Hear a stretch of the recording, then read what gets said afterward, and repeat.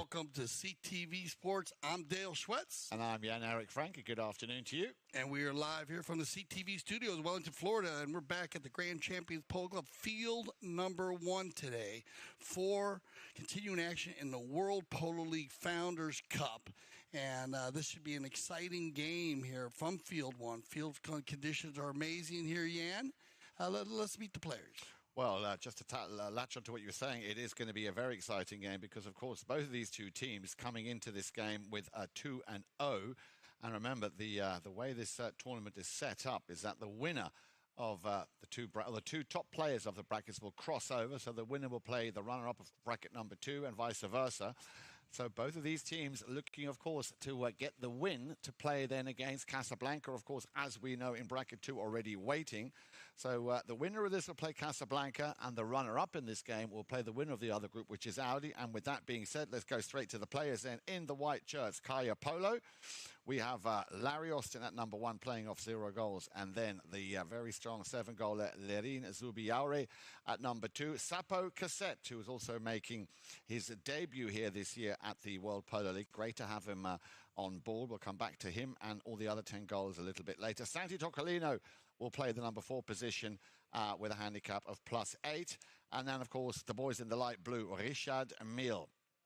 As I said, also with a 2-0 coming into this game. So this should be a very exciting game, just to determine who's going to play against who in the semis and in the final, of course. Richard Mille, led by the Brazilian Gilberto Sayao, coming in off 9 goals. Gonzalito Pierres, 9-goaler. At number 2, Pablo McDonough. There is your second 10-goal player at number 3. And, of course, as you call him, the special sauce, Alejandro Novillo Estrada at number 4. You can see him there with the Bordeaux red-looking or coloured helmet. The mounted umpires this afternoon, Gaston Dorignac and, of course, Pepe Araja. And in the pitch side, I should say, our third man / IRO, the one and only Mr. Steve Lane. Yes, sir. We will be using the challenge system. Each team will receive a challenge, 1 per half. Triggers are all in place. Remember the triggers. Check to see if a goal is scored. Check to see if the ball goes out of bounds at the end of the field or on the side. And anytime 2 4-legged athletes come together on a ride-off or two-legged athletes come together on a melee play or sword fight and any unsportsmanlike conduct, they can check to use the tapes and use the cameras. And also, remember the umpire challenge. If the 2 umpires disagree, they will go ahead and have our IRO work it out. And look at this. First bowling of the day. Pablo McDonough finds Alejandro Novillo Estrada. I call him the special sauce, and this is why. When he comes running through, good things happen. Indeed they do. And not only that, you've got to remember that, of course, Kaia Polo coming into this very important game with the goal on handicap. I just went through the handicaps. They have a total of 25. Richard Mille, of course, 26. That is why you saw that number 1 already up on your screens. But that was very short-lived, as Alejandro Novillo Estrada, as Dale just said, picks up his first goal of the afternoon. And also easy to spot on your screens, of course. And for those of you, a very warm welcome for all of our friends and guests who have come to Grand Champions Polo Club this afternoon, live at the field number 1. The man in that blue helmet and the white shirts, number 3, that, of course, one of our 2 10-goalers, Senor Sapo Cassette, who, as we said earlier, is making his debut here this year. Pablo McDonough, of course, the other 10-goaler. He's about to hit that ball. There he is with the number 3, just correcting himself, but I think we can't mention this often enough, Dale. 6 10-goal players scattered throughout the 8 teams that we have here this year at the World Polo League, of course, in its 5th year. Cheeky steal here by Sapo Cassette, the 2 10-goalers there, and he will hammer that one. Well, he got a piece of it. Alejandro Novillo Estrada tried to fish it out of the goal mouth, but too little, too late. Cracking goal here by Sapo Cassette. Yeah, actually, great series of plays here because Pablo, about a minute ago, stole one from Sapo. Now Sapo set Pablo up for the steal. And Alejandro, good read. He almost got it done. He had to go to the near side to save that. He couldn't go under the neck with it, so a little bit tough play on the near side, but it kind of skips over his mount. And remember, you get 1 goal in handicap here. We have a 25-goal team with Kaia Polo against a 26-goal team, so I'll make it 2-1. Ball back in play now, picked up by the number 2. Remember, Kaia in white and Richard Mille in the light blue here. Then Sapo Cassette, as I thought, Lerin Zubiaure might just Caused a little bit more havoc there once he got that ball. The two number fours working very close together. Santi Tocolino, Alejandro Navijo Estrada. And look at the time that he can take, because it's given to him, Sapo Cassette, to place a perfect shot up to the front while he was looking for Gonzalito Pierres. A little bit too steep, that ball goes out of bounds. So once again, Kaia Polo in possession. Yeah, you'll probably see some rotation going on here because Santi Tocolino does a good job going to the man there to give Sapo some space. So Richard Mille, they'll switch that up a little bit just to apply more pressure to Sapo. We know how good Sapo, how strong Sapo is with the ball, one of our top 10 players, 10-goal players. And so when he does have time like that, Yan, you need to be careful. Both these teams are designed very similar. They play a similar game. So we'll see what line of offense and defense they use as the game goes on. Here we go. Then back to the other 10-goaler. Well, yeah, just stick and balling that ball through that defense from Kaia Polo. Little chip shot there on the outside of his polo mallet. Sent back. Oh, another piece got, well, he got a piece of it there. And that's another nice long ball. So Alejandro Navijo Estrada just, yeah, you could see him. He was just wondering where that ball was going to drop, rather. As Sapo Cassette. Again, a lot of space. Chips one over all the heads. Now, where's that going to go? Yeah, that's going to just go out of bounds. And they'll probably bring us to our first courtesy change. And these will be one of these where we talked about these courtesy changes in the morning. Some of these take a little bit longer based on positioning on the field. And this is one of those. Both teams have their horses at the south end of field 1 here at the Grand Champion Polo Club. So it does take about, well, you know, about 28 seconds, right around there, 25, 28 to get to the end to get their new horses. New four-legged athletes, so a little bit longer on a change like this. But during that time, we'll bring you some great stats, great information, and we'll be using it once per chukker for safety of the four-legged athletes. Well, and what do you think about these guys? If you look at these guys breaking them down, as I said earlier, they do line out very similar. Yeah, what I meant by that, Larry Austin, he plays in the front on an A-rated player. Gilberto also plays in the front, but they will rotate around into defense if they need to. And then you got Gonzalito Pierres, who he was a go-to man for Richard Mille in their last game, and so was Zubieri for the Kaia Polo team. He played phenomenal in there. And then you have the 3 and 4, and they play similar with Pablo McDonough and Alejandro. Alejandro runs through for Richard Mille, and so does Santi Tocolino a lot. And, of course, the two 10-goalers, Sapo and Pablo, will use all of these teammates. It is very similar design, these two teams. They are indeed, and just touching on how they got through to this stage of the Founders Cup, Kaia Polo, of course, are making their debut this year. We'll touch on what Larry Austin had to say about that in just a few moments, but let's just recap in how they got here. Their first game was against Pampinota Biotricity, who we saw play earlier this afternoon. A very close game as well. That was 14-13. They just nicked that win there. And in the second game, they beat Brookshire by 10-8. So far, they haven't lost a game here in the Founders Cup. Richard Mille, very similar, winning both of their opening matches, 9-8. Again, very close against Brookshire. Their second game, again, with just 1 goal in it, beating Pampinota Biotricity with 12-11. So, yeah, very, very strong, these two teams. We've had the courtesy change. Players are back out on the field, and it's Alejandro Navijo Estrada to get things underway. Yeah, I love the teams that are playing this year. Fifth year of the 2023 World Polo League, and we have some competitive teams playing this year. On the back shot, Zubieri, and he's got Sapo going forward. And he will not waste any time taking this ball and running with it. Look at that pony open up very nicely for him. Yeah, the Secretary of Defense there. Luckily for him that Sapo did not pick that ball up perfectly. Well, he will, of course, do exactly that. Send that one up to the front door. Here we go then. Richard Mille on the move. And that is the young man from Brazil, Gilberto Sayao, getting his first touch. A little bit unlucky there, rolling his wrist a bit too much. Sapo Cassette will steal it and send it back down the field. He's got a 10-goaler in hot pursuit. And that's going to make it a tall order for anyone. Picks it up nicely. Pablo McDonough, but Cassette wants another piece of it. Gets caught between two players there. And they were both appealing, but I didn't see anything untoward on that play. Yeah, it looked like they were talking about maybe found a second man, but it actually looked like Sapo was there already, established. Yeah. So, no, good non-call. I got to go with the non-call here. And Cassette bulldozes through. Here we go. The finishing touch. In comes Alejandro Navijo Estrada. And then he puts his stick down right in front. Gonzalito Pierres. Well, I'm pretty sure we had a whistle on that play. Now, here's your second man foul. So, similar play with Sapo, but watch how Sapo runs in here. And as he breaks in, he's going to come straight through. And then the second man right there. And so that was where you get your foul, as Gonza actually made a clean hook, and then he comes across, but after Sapo goes by. And just a good read here. We'll see if they decide what to do here, but it looked like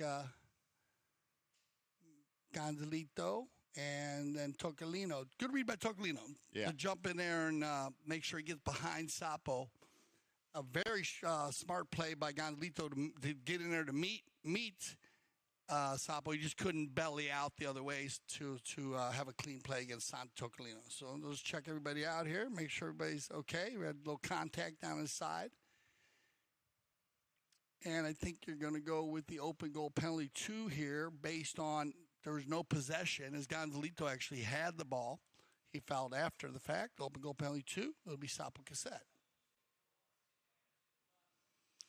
Well, I'm sure that one of the more easier shots for him to take. So, goal number 2 for Kaia Polo, and of course, goal number 2 for Sapo Cassette. And with that, of course, and that goal in hand, of course, they now extend their lead 3-1 with a little over a minute and a half left to play here in the first chukker. So we will switch directions for any of our new viewers out there. That is the procedure we use in the game of polo. And I'll put Kaia Polo headed towards the south goal, and Richard Mille headed towards the north goal. And the wind is blowing today. If you see the trees right there in the back, they're blowing from the north, or the flags in the back, of the World Polo flags, from the northeast. So it's going to be a little tougher running to the north than it is to the south. Here we go.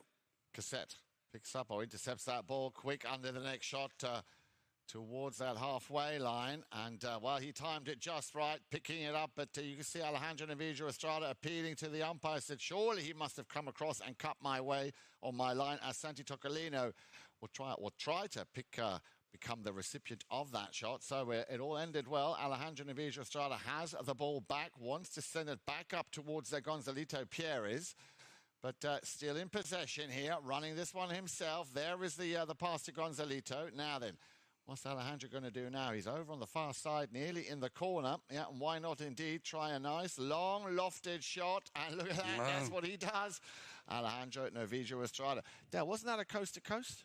That's a coast to coast like butter on toast. And then what a finish by Alejandro. Alejandro's showing you why. Again, I call him the special sauce. First goal of the game, he just took it all the way down. This one, he shuts it down. And look at this angle. That is just a picture-perfect shot here by Alejandro. And he drives that ball way down there. Good angle there by our goal judge in a good position. And that'll put him within a goal. So 3-2 after 1. We'll send everybody off for some fresh ponies. And we'll be back for our second chukker of the World Polo League Founders Cup.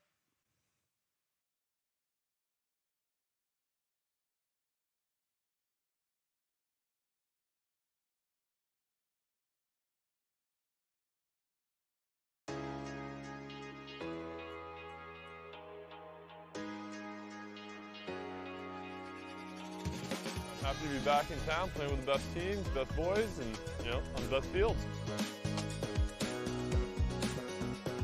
So we're going to start the season a full power horse.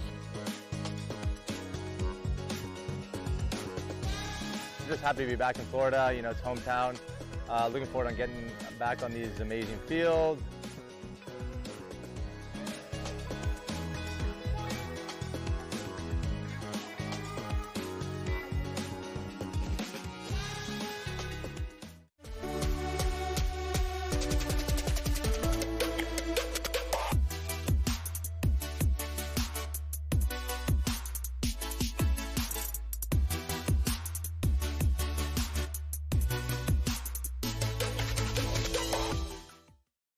Hi, this is Manny Pacquiao to the World Polo League host Mark and Melissa Ganse. I would like to congratulate the both of you for the opening of 2023 Polo season in Florida. Thank you also for welcoming my best friend Mikey Romero and his Global Port team to the Grand Champions Polo Club to compete in the highest level of polo in North America. I wish you all the best of luck during this season, and God willing, I can come and visit Florida to meet you also and cheer for our Global Port team. God bless everyone. Stay safe. Know that God is good all the time. Thank you. Mabuhay.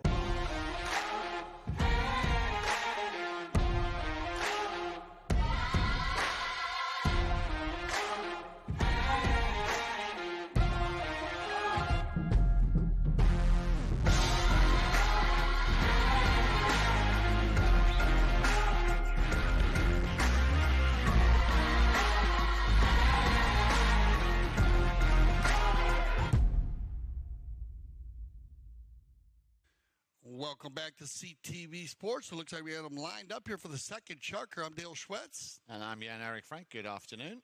And Jan, but you might go through the players one more time very quickly. Two very important games. It's an important game here to see who plays against either Audi or Casablanca. Absolutely, be delighted to. Kaia Polo then in the white shirts with Larry Austin at number 1, Larine Zubiar at number 2, 7 goals. Austin, of course, of 0 goals. Sapo Cassette in the blue helmet on the ball as we speak. Number 3, 10 goaler. Santi Toccolino at number 4, 8 goaler. Richard Mille in their pale blue, very nice looking blue shirts there. The man from Brazil, Gilberto Sayao at number 1, playing off 0 goals. Then we have Gonzalito Pierres at number 2, 9 goals. And then our second 10 goaler this afternoon, Pablo McDonough at number 3, and Alejandro Novillo Estrada at number 4, who has so far been the only man to score on that Richard Mille team, hitting the target twice. The same was the case for Sapo Cassette, hitting a regular goal and converting a penalty too. Remember that Kaia Polo have come into this game with a goal on handicap, which is why the scoreline reads 3-2 as we go back now to the situation on the field. And we've had a whistle, but the scoreline is 3-2.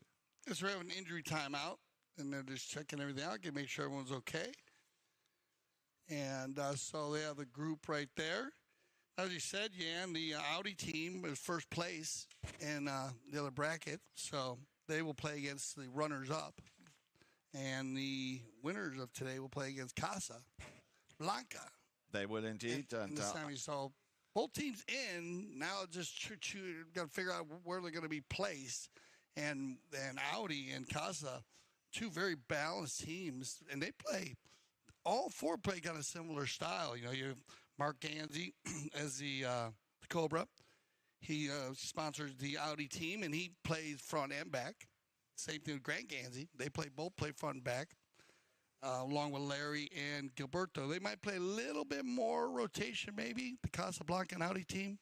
On the backside where Mark and Grant will run through and go back on defense a bit more, but the rest of it pretty much adds up. So four strong teams are going to be entering the semifinals. They should be amazing games, no matter who plays who in the semis. Indeed, and of course having Kaia Polo, who are making their debut this year at the WPL, of course alongside or with 10 goaler Sapo Cassette, You talk about Kaia? Well, I was just going to say that Larry Austin said that he's very happy with the chemistry of the team, which of course has been organized by Nick Manifold. He named his team Kaia after his Rhodesian Ridgeback, and his first polo team he ever had was called Zuma Polo, which was named after his first ever Rhodesian Ridgeback. And the reason for that is, he says, they are fast, graceful animals with a gait similar to the horse, so I thought it was very fitting for a polo team. Yeah, that's great. That's great. And then Larry's such a nice guy. I first met him up at the Greenwich Polo Club. He also plays at our sister club in Aspen, Colorado. It's great seeing Larry here in the World Polo League. And like you said, Nick Manifold, they do a good job managing and keeping this team organized. They have been very strong. They're going to pick up another goal here on the north side, and back to the bowling, it's going to be Gonzalito. Pierres. over on the far side. Well, we'll bring you the name of that player in just a few moments because we didn't actually, here at the studio, were able to see who that was, but we will come back to you and bring you that name, of course. Here we go, back to the action, and it'll be picked up by Kaia Polo. Coming down the line. But, oh, well, there is a whistle. Well, stop the action right in the middle of the field. Well, just off the middle here is it was Pablo riding forward. Here's your replay here. Come together right there. The ball gets flipped. Sapo tries to run through, drags it forward. It's still going up and down the field right here. And, yeah. I mean, just bad luck there. He went to pick that ball up, but remember the line, when the ball stops, goes to a standstill, the actual old line it was traveling is the line that you need to honor. And I don't know if Lorene just didn't think about it there, but he kind of just went up on it and didn't move the ball. If he would have went up and moved it first, then quick line change, you're okay. But well read here by Pablo McDonough. He's going to go ahead and press that line and catch Dewey on the right-of-way violation. And they're right around center, so they're going to bring us down for a goal shot penalty. So they will get an opportunity at a 60-yard shot. So Richard Mille then with a chance here to bring one back. 4-2. Little over 6 minutes left to play. Here we go then. And that is definitely high in the sky, but is it straight? Well, it looked pretty straight from where I'm sitting. So a cracking goal here by Pablo McDonough, picking up his first of the afternoon for Richard Mille, which brings them right back, just closing in on that gap at 3-4. Or if you are, of course, supporting Kai, it is 4-3.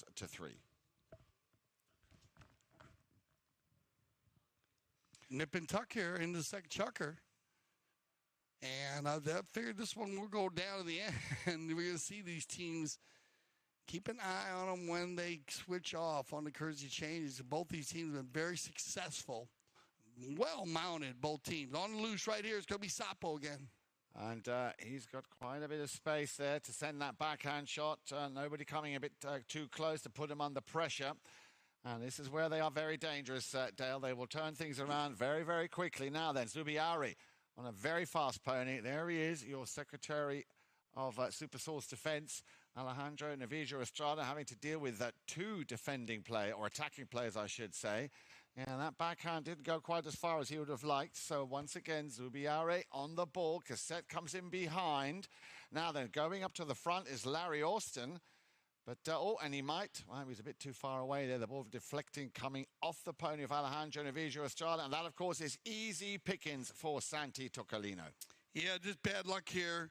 But, again, Zubiari, and he was bad luck there. Alejandro just hit the back of his pony right there on its hoof and bounced back. He was trying to get out of the way. You can see Alejandro trying to move out of the way so it would pass him. And then Santi Toccolino is going to pick up just the broken play here. And there's not much that Alejandro can do. Doesn't want to make sure he fouls there and get a 1. So you just got to just take a deep breath and move on. Just bad luck. But again, Zubiari, remember, keeping an eye on him. He was a lot of the energy in their last game. Yeah, and we talked about him. They had him involved. You remember the first game, Lorene was doing a lot of work on the hooking and bumping, but the last game he was getting a lot of balls. He scored 3 or 4 goals also, and they were clicking.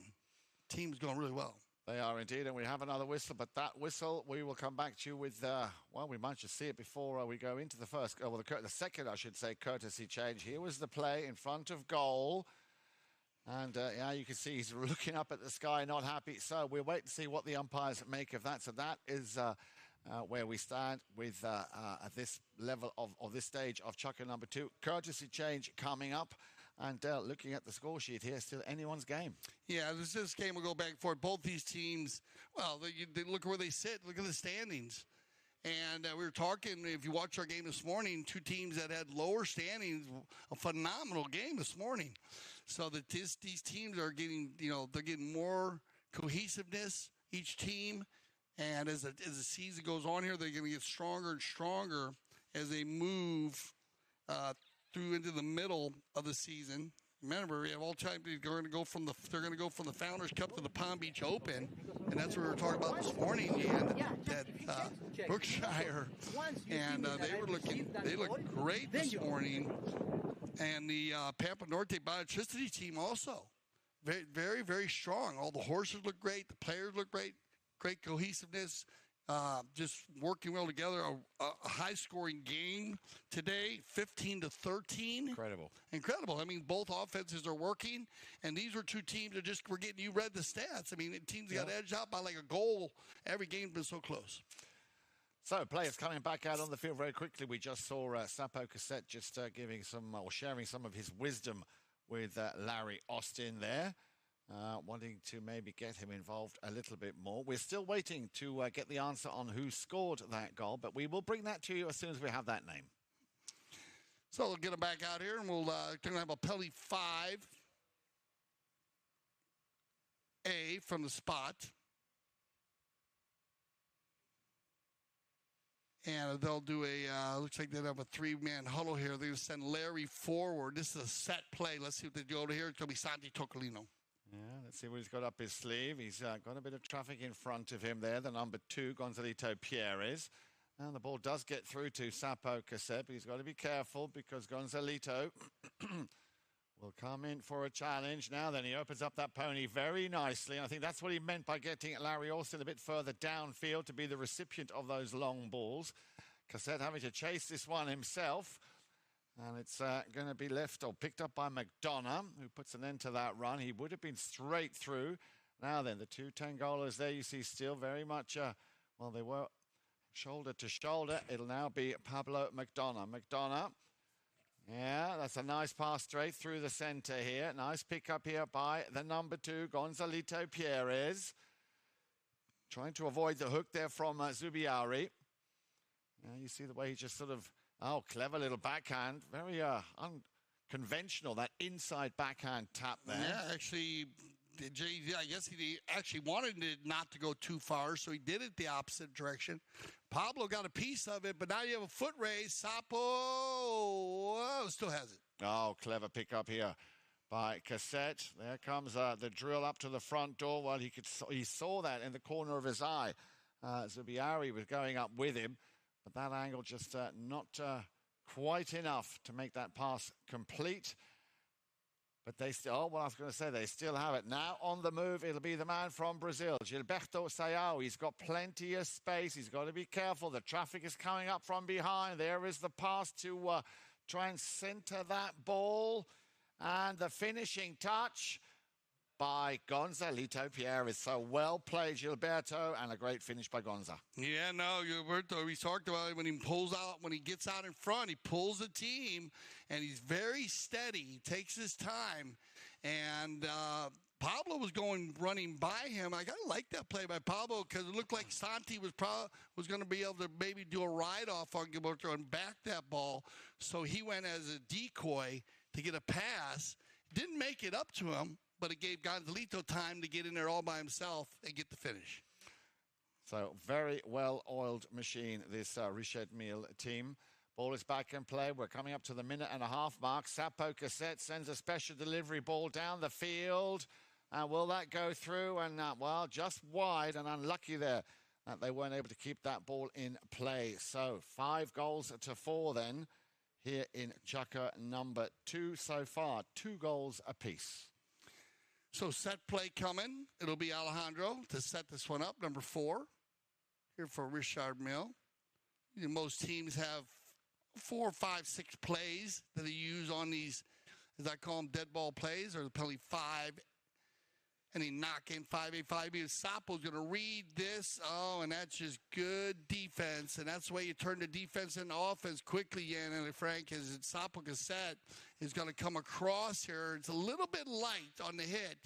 Gives him time to jump in there in front of everybody, and Alejandro could not get to the far side, so you just got to let Sapo bring that one in, and Sapo picks up another one. Yeah, that was like taking candy from a 5-year-old, and I'm sure Alejandro will not have been happy because you said it was a little bit light on the knock-in. And Sapo Cassette, he's not 10 goals for nothing. You know, you give him an inch and he will take you for a country mile. So that will bring us to the end of chukker number 2. 2 goals apiece. The overall score then is, beg your pardon, it was 3 goals to 2 in favour of Kaia Polo. So 6 goals to 4. We'll be back in just a few moments for chukker number 3.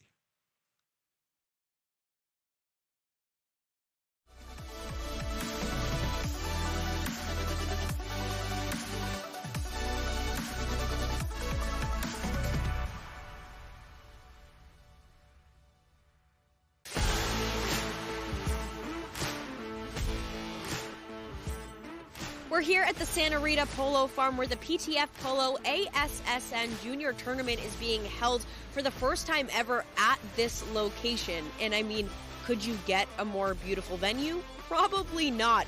The tournament includes players of all ages, starting with the youngest at just 2 years old and the oldest at 20 years old. So you've got all ages, all skill levels, and a whole lot of fun. Let's go check it out.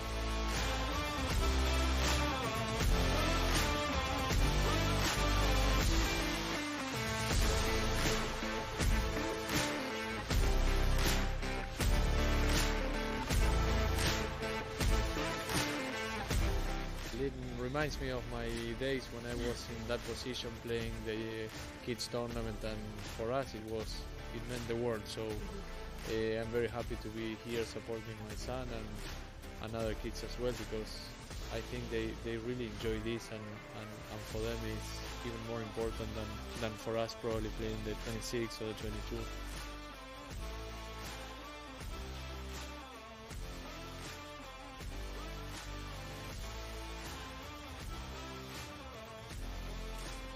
Well, that's a wrap on the PTF Polo ASSN Juniors Tournament at the Santa Rita Polo Farm. So much incredible talent coming up through the ranks. The future is certainly bright for the sport of polo. Now, for more information on the PTF, head to polotraining.org.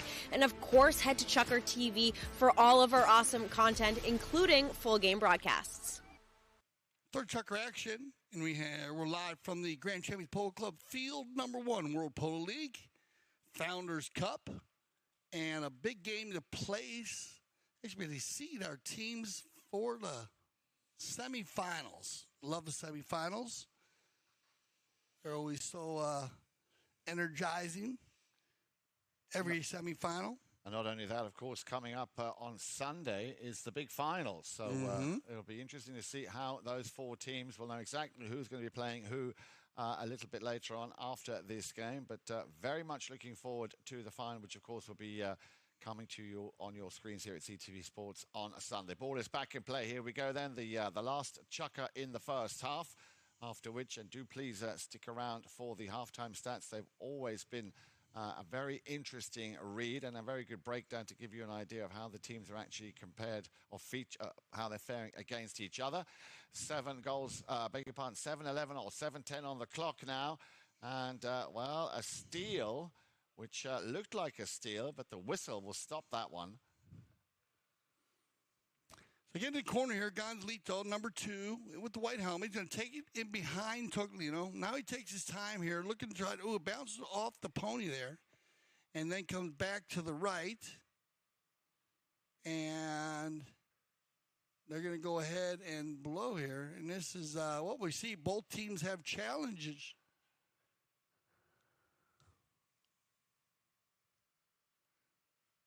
All right, so we have a challenge on the play. And so this is a great challenge here as they tee it up. That ball actually hits off the pony, but it's still going across the field. And this is one, remember, I told you, sometimes 9 times out of 10, you'll have the ball be for the player it hits off of. But in this case, the ball is coming across the field. So Gonzalito had the line. So the umpire challenged, the umpire call will stand.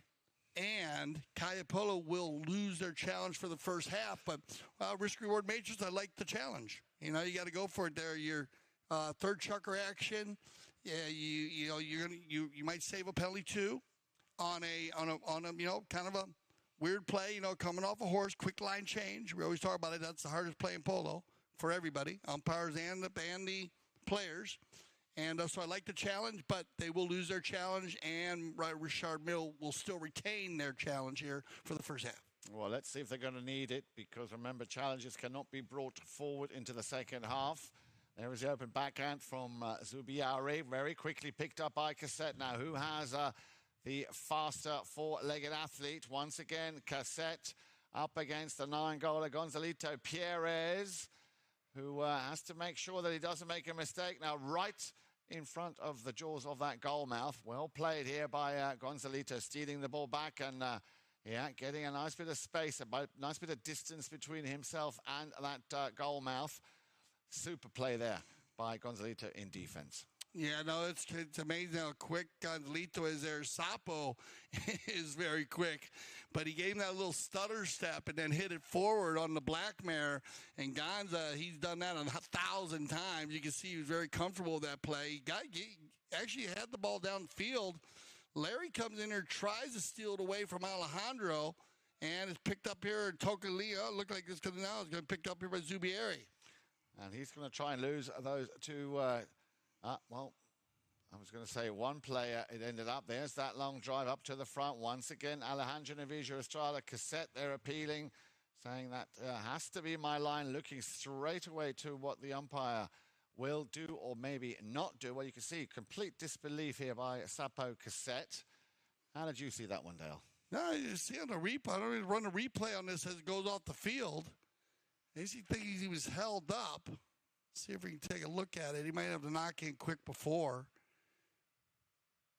Yeah, you're going to go with the knock in here. Alejandro Navijo Estrada. Yeah, gets a challenge early on. Again, now he's looking at the umpire. Well, he's just saying get on with it. Now the whistle comes. And you'll get a whistle on this one. So here's your replay here. He comes in here, takes it to the right.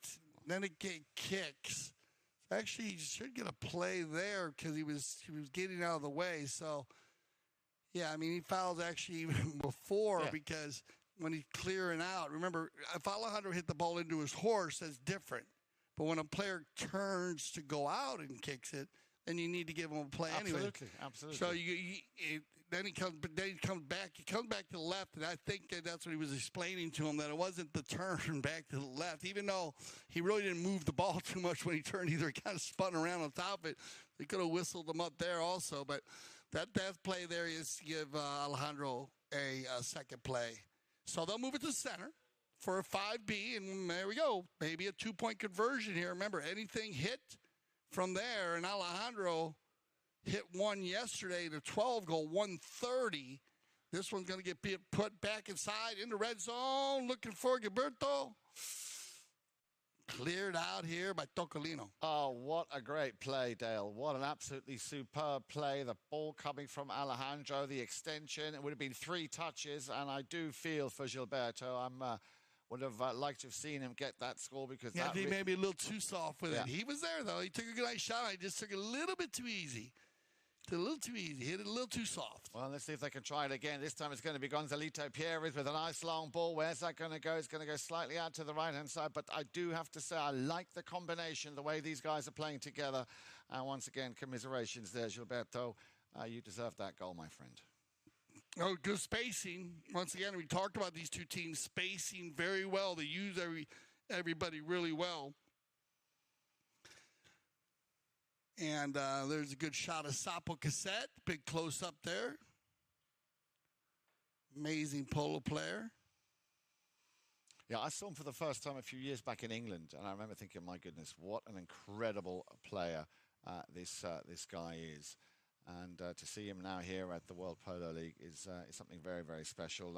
We touched earlier on the number of 10-goal players that we have. Let me just read those names to you once again. So 6 10-goal players.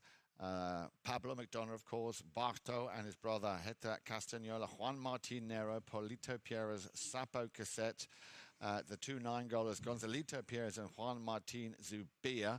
6 8-goal players. I won't go through all the names. You know most of them. 9 7-goal players.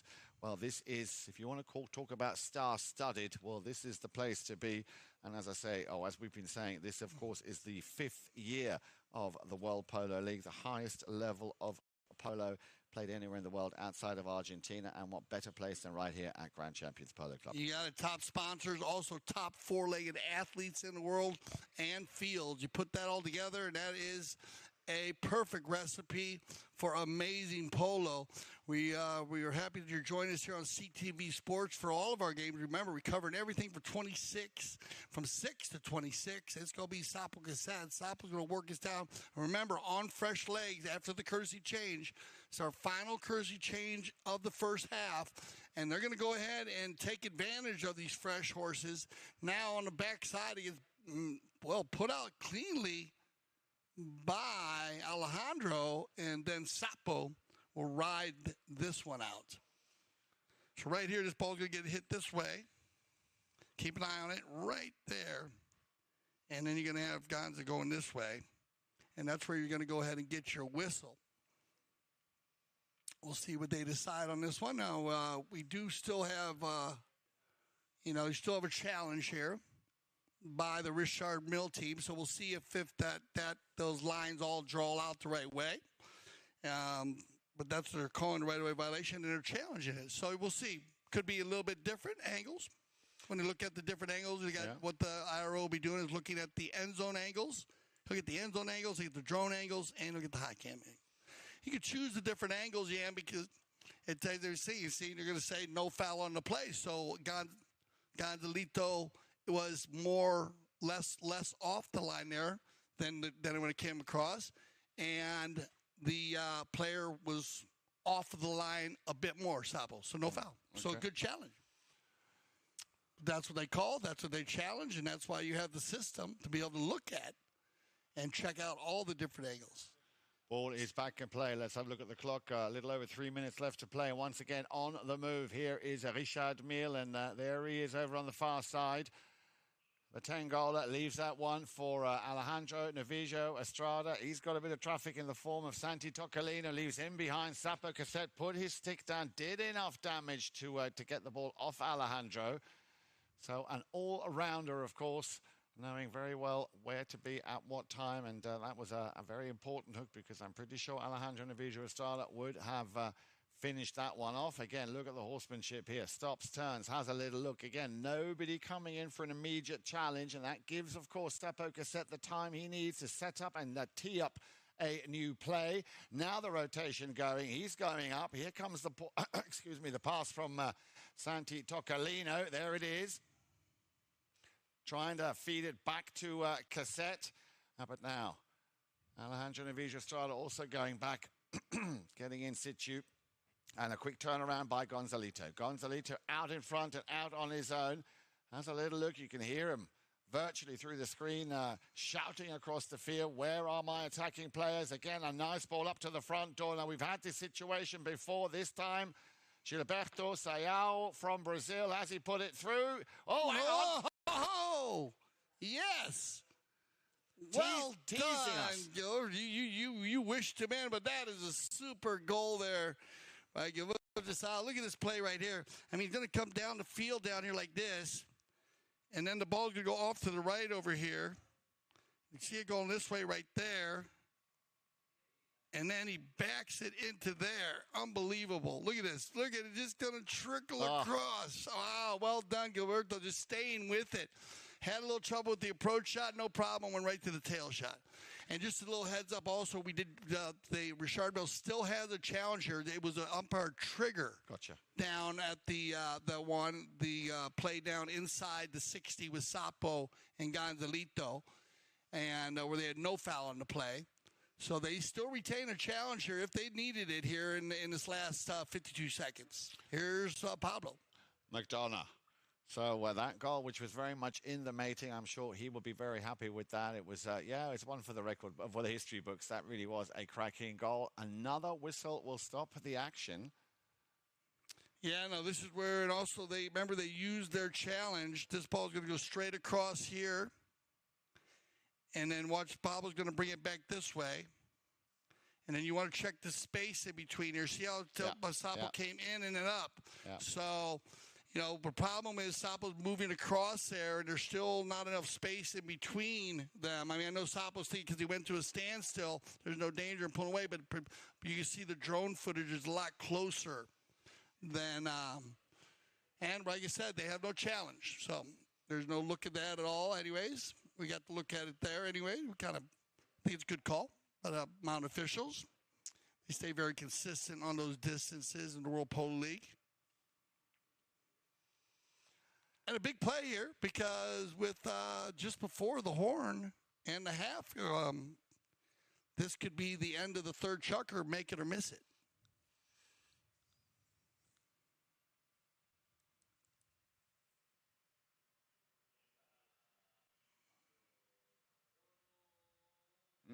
Ooh, it might be just in, I believe, yeah.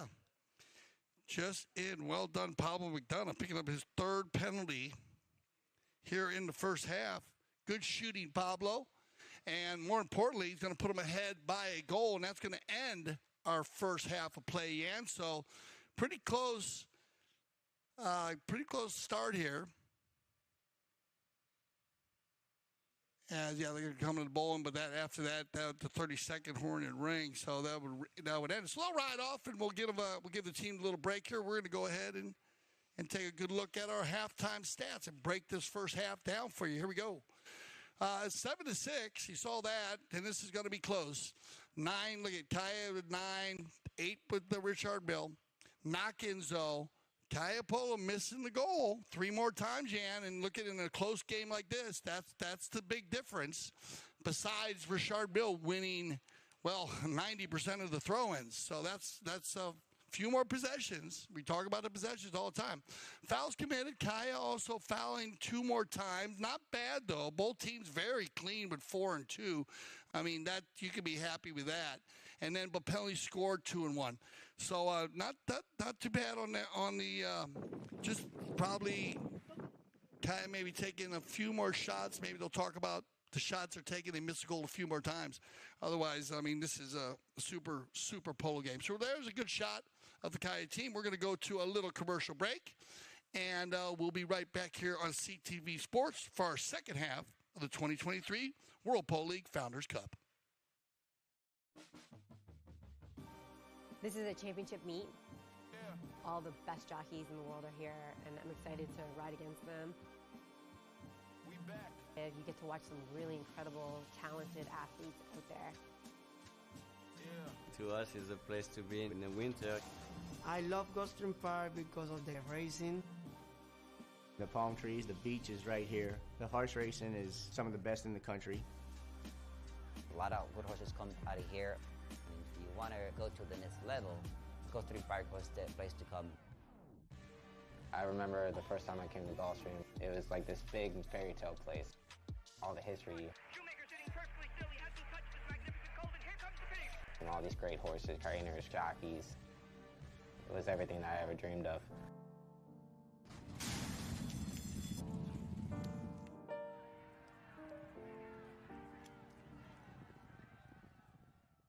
My name is Augustine Malman. I am a chef. I trained with my uncle in Argentina in several restaurants, and now I travel the world creating unique experiences, all cooked with fire. For this event, we came from California. My team and I had some previous events there, and we traveled with my wood oven trailer and all of our grills from Santa Barbara, California. Well, when we got here, we always arrive about a week prior to the event. There's several things that we order from out of town, like the firewood. We make reservations of all of the rental items, kitchen equipment, anything we need prior to our arrival is already reserved. And then once we arrive into town, we'll source out whatever products are on the menu, like fish, red meats, fruit, vegetable, anything that we need specifically for that menu that we chose. We will source it once we get in town. My team is everything. I mean, I always tell them and to my clients, without a good team, you can't execute these kind of dinners. It takes a lot more work than what people see when they show up to the events. It takes, like I said, I mean, sometimes weeks to prepare for an event like this because we're traveling from out of town, so we have to source everything we're not familiar with. The new barn is, I mean, we're here. This is the first dinner we're doing here, so we're very excited to be here. It's amazing. It's a great place to be, and it has this inner courtyard, which is amazing to do dinners, with a special area back here behind me to do all of our grilling and the fire showcase. So it's great to be here. It's a beautiful place. It's very different being up in the mountains, but I mean, I feel with Melissa and Mark and all the events we do together, I mean, I feel like it's home. You know, we've been cooking for them for about 4 or 5 years now. But as far as showcasing what we want to showcase and being in an incredible place like Aspen Valley Polo Club, that's no difference to Wellington. I mean, it's a beautiful place up here. It's going to be a 4-course seated meal. As the first course, we have a halloumi cheese that we sear on our fire plancha with shrimp, pine nut gremolata sauce on top. The second course seated will be a roasted beetroot salad with goat cheese and arugula, lemon zest and olive oil. And then the main course tonight will be a mashed potato, sweet potato puree with skirt steak and chimichurri sauce. My name is Augustine Malman, and we are in Aspen Valley Polo Club, one of the most beautiful places to do an outdoor fire dinner experience.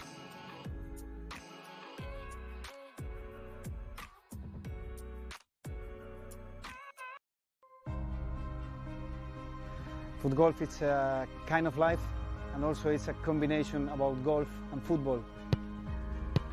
So I got into sport through social media. Someone approached me on Twitter and said, "Have you tried it?" I'd never heard of it at that point. So I went to my local course and tried it and just completely fell in love with the game. This is not as easy as it looks on your body. It's a lot of kicking. We don't normally kick this many hard kicks in soccer. For me, this and the U.S. Open are the 2 top U.S. tournaments. It's something we all look forward to every single year. Great fun, and I think everyone will enjoy it when they try it. You can't not have fun. When you set goals at the start of the season and you're able to achieve them at the end of the year, I think I can speak for everyone and say when we set goals and we make the sacrifices that we make, which a lot of people don't see, and then it all comes to fruition, it's a good feeling. I literally live, breathe foot golf.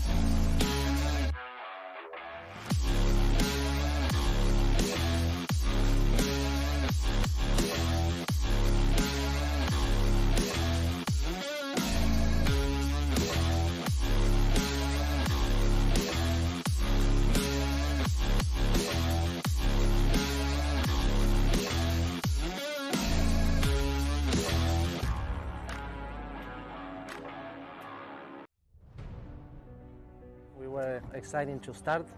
The field was amazing. We knew that it was a really tough team that we had against. Mark always puts a really strong team in the field, and it was Gilberto's first game, tournament and everything, so happy that he did good. I used to play a lot with Pablo when I was younger. We were cousins and we played a lot of kids tournament together until we played the Open together. Then a few years we play against each other. And now, we had the opportunity to play back again, and it feels really good. Have a lot of connection, and with Alejandro, I played last year here with Melissa. He's a great defender, a great back. He plays really simple. He understands the game really good, so he makes things simple. And Gilberto, I think he had a really good game. Yeah, I think yes.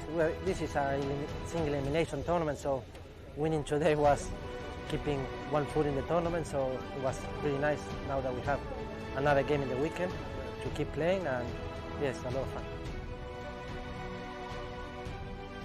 welcome to CTV Sports. I'm Dale Schwetz. And I'm Jan-Erik Frank. And we are live here from the CTV studios for our second half of the World Polo League Founders Cup.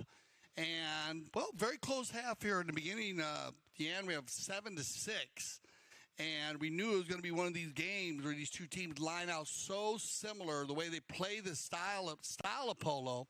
And really the big difference in the first half was just Kaia Polo missing the goal. 4 knock-ins taken by the Richard Mille team, only 1 knock-in taken by Kaia. So Richard Mille only missing the goal 1 time, and Kaia missing it 4 times. And you got a 1-goal difference here. So that's pretty much the difference. Very clean. We had a few more fouls were taken. Shots were taken by Richard Mille, but only 2. It was 2-1 on the goal on actual goals. 2 goals for Richard Mille from the penalty line and 1 for Kaia. The only thing that's slightly concerning, I think, if you are supporting and would like to see Kaia get through here with a 3-0, is that they didn't score in that last chukker. That was the only scoreless chukker. Three unanswered goals. And that could, at the end, of course, make a big difference. So let's see what they, well, I'm sure they will have had plenty to talk about in the halftime break. Players are coming back out on the field. Kaia Polo cannot really, against this very strong 26-goal team, Richard Mille, afford to not get up on the score sheet. So let's see what strategy, what plan, or extension of plan A, or maybe plan B, they're going to come up with here in the second half. Sensational goal by Gabriel Sal, man. He took the ball down, had a little trouble with the approach shot, and then just finished it with a sensational tail shot. So that's good to get him involved. Larry has been up in front also, so he didn't get him involved, pulling the team a little bit. And here we go for the second half action. Alejandro Navijo Estrada sent it up to the front door, looking for Gonzalito Pierre is on the near side. Again, the perfect pass coming from, as you call him, the man with the special sauce, Alejandro Navijo Estrada, and Gonzalito will just put that away. Yeah, Alejandro peppering the ball this season, and he's going to find Gonzalito or Gilberto in front. Gonza gets out in front, and a quick goal to add to their 1-goal lead. Now they'll push them to 2-goal lead here early in his 4th chukker, but this is going to be won by Kaia Polo and Togolino. Having a little trouble here, trying to get by Gonzalito. Gonza's going to win this one. Yeah, well played, Gonzalito, but he's back. You see, that is getting your teeth stuck right in. I like that. Santi Tocolina said, okay, you might have won that, but I'm going to win it back. He does. Sapo Cassette, look at that. Took aim, and now that, if anything, is definitely a Remington. Yeah, that's about as close shave as you can get there. Just off the left side, Sapo he'd like to get that one back because he had a good look at that goal. Alejandro was off to the right side working with the man, so the whole goal was open, 24 feet, 8 yards, but just a click off to the left. Big neck shot here from Alejandro. He's got Pablo. On the move, McDonough now, and he's got a bit of space for himself. Again, nice play here. 1-touch Polo, there it is, back up to the front door, and it could be Gonza to pick this up on the half volley. Oh, clever play here by the 9-goaler, but I fear we might have had a whistle on that play. Yeah, so being in good positioning is what this is all about, and we'll get a good look at it right here. And let's see, as you got one player going right there, and you got Gonza coming over like that, and then going forward with it. So they're going to call the reach here. And we'll see if they stand with that call or not. That's what they're calling. Remember, both teams now will receive another challenge. And the Kaia Polo team, they used their challenge in the 3rd chukker. And they lost their challenge. And Richard Mille did not need to use their challenge in the first half. They actually, the umpires used a trigger to work out one play where one player was coming over. I was drawing the lines on how it looked, but on the field, the players were clean. So they kept that as a bowl in, and now we will get a reaching foul, penalty 5A. Quickly taken, a nice long deep ball, and he's got to go back, and he does. Oh, Alejandro Navijo Estrada missing that one, and that will be an open invitation. This time he won't make that same mistake twice. Sapo Cassette picking up the goal that he wanted, and a very important goal here, the first for Kaia Polo in the second half. Yeah, power polo player here. Tocolino hits the ball so hard. I mean, this guy's one of the hardest hitters in the game, and this is the same exact spot that Sapo was in. This time he had to avoid hitting Alejandro with the ball, but in one way it might have made it a little bit easier for him because when you golf, you can aim, you can look at the ball where the ball's being hit from and right in front of you. So actually Alejandro being there, Sapo knew that he had to hit it just to the right of him, and that would be a goal.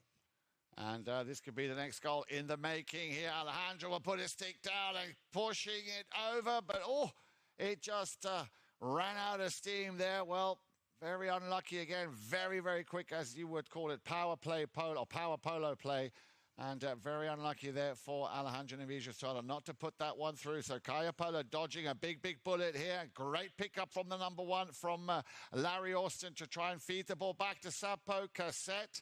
Well, the ball's gone through, but I love this, though, about getting Larry involved. Good job here by Larry. He actually picks the first ball up right here. That was a little bit of a bounce. And then right here, same thing. You got players coming forward. You got Sapo coming a little bit to the left and then upfield. And it's going to be just coming from the right to left this time. The first one was a reach. Now you have Sapo coming a little bit from right to left, and he has to go near side there. On the field, that's the call. We'll see what they decide. They decide to go ahead and keep this one, or on the 5A. But a nice play by Larry, getting Larry involved early now. Now they're adding another dimension as Gilberto and Larry. So Alejandro Navijo taps that ball into play. Here we go, and yeah. So you got to get the outlet pass here. And look at this, Pablo trying to keep it in between two players. He gets Gonzalito to fall into the rumble seat. Alejandro working so hard, and he's actually been working very hard, Yan, because we had to give him a little congratulations. He's father to a new son. He has indeed. And then Rosie, congratulations to both of them. They just had a baby yesterday, I believe. Exactly. So news literally just in. Alejandro is the proud father of his third son, Indelicio. I hope I pronounced that correctly. And, of course, we have a special lady to thank for that, giving us all the information as and when it comes in. So I'll say 3 sons now. Yeah, well done. Well done, and congratulations. We almost have a polo team. Rosie. Get one for more. Yeah, so congratulations to both of them, and that's great. And a good shot here of Gonzalito Pierez, and that's Tamacho Pierez, his cousin. And they could be battling out against each other because Tamacho plays number 2 for Casablanca, and he's been having a sensational season. One of my favorite 6-hole players, Dale. He's a man that just gets on with the job at hand, and he's been doing... mounted up very, very well this year. He combined horses, Santa Rita breeding operation, a few other different breeding operations involved in there. I was talking a little bit more about him.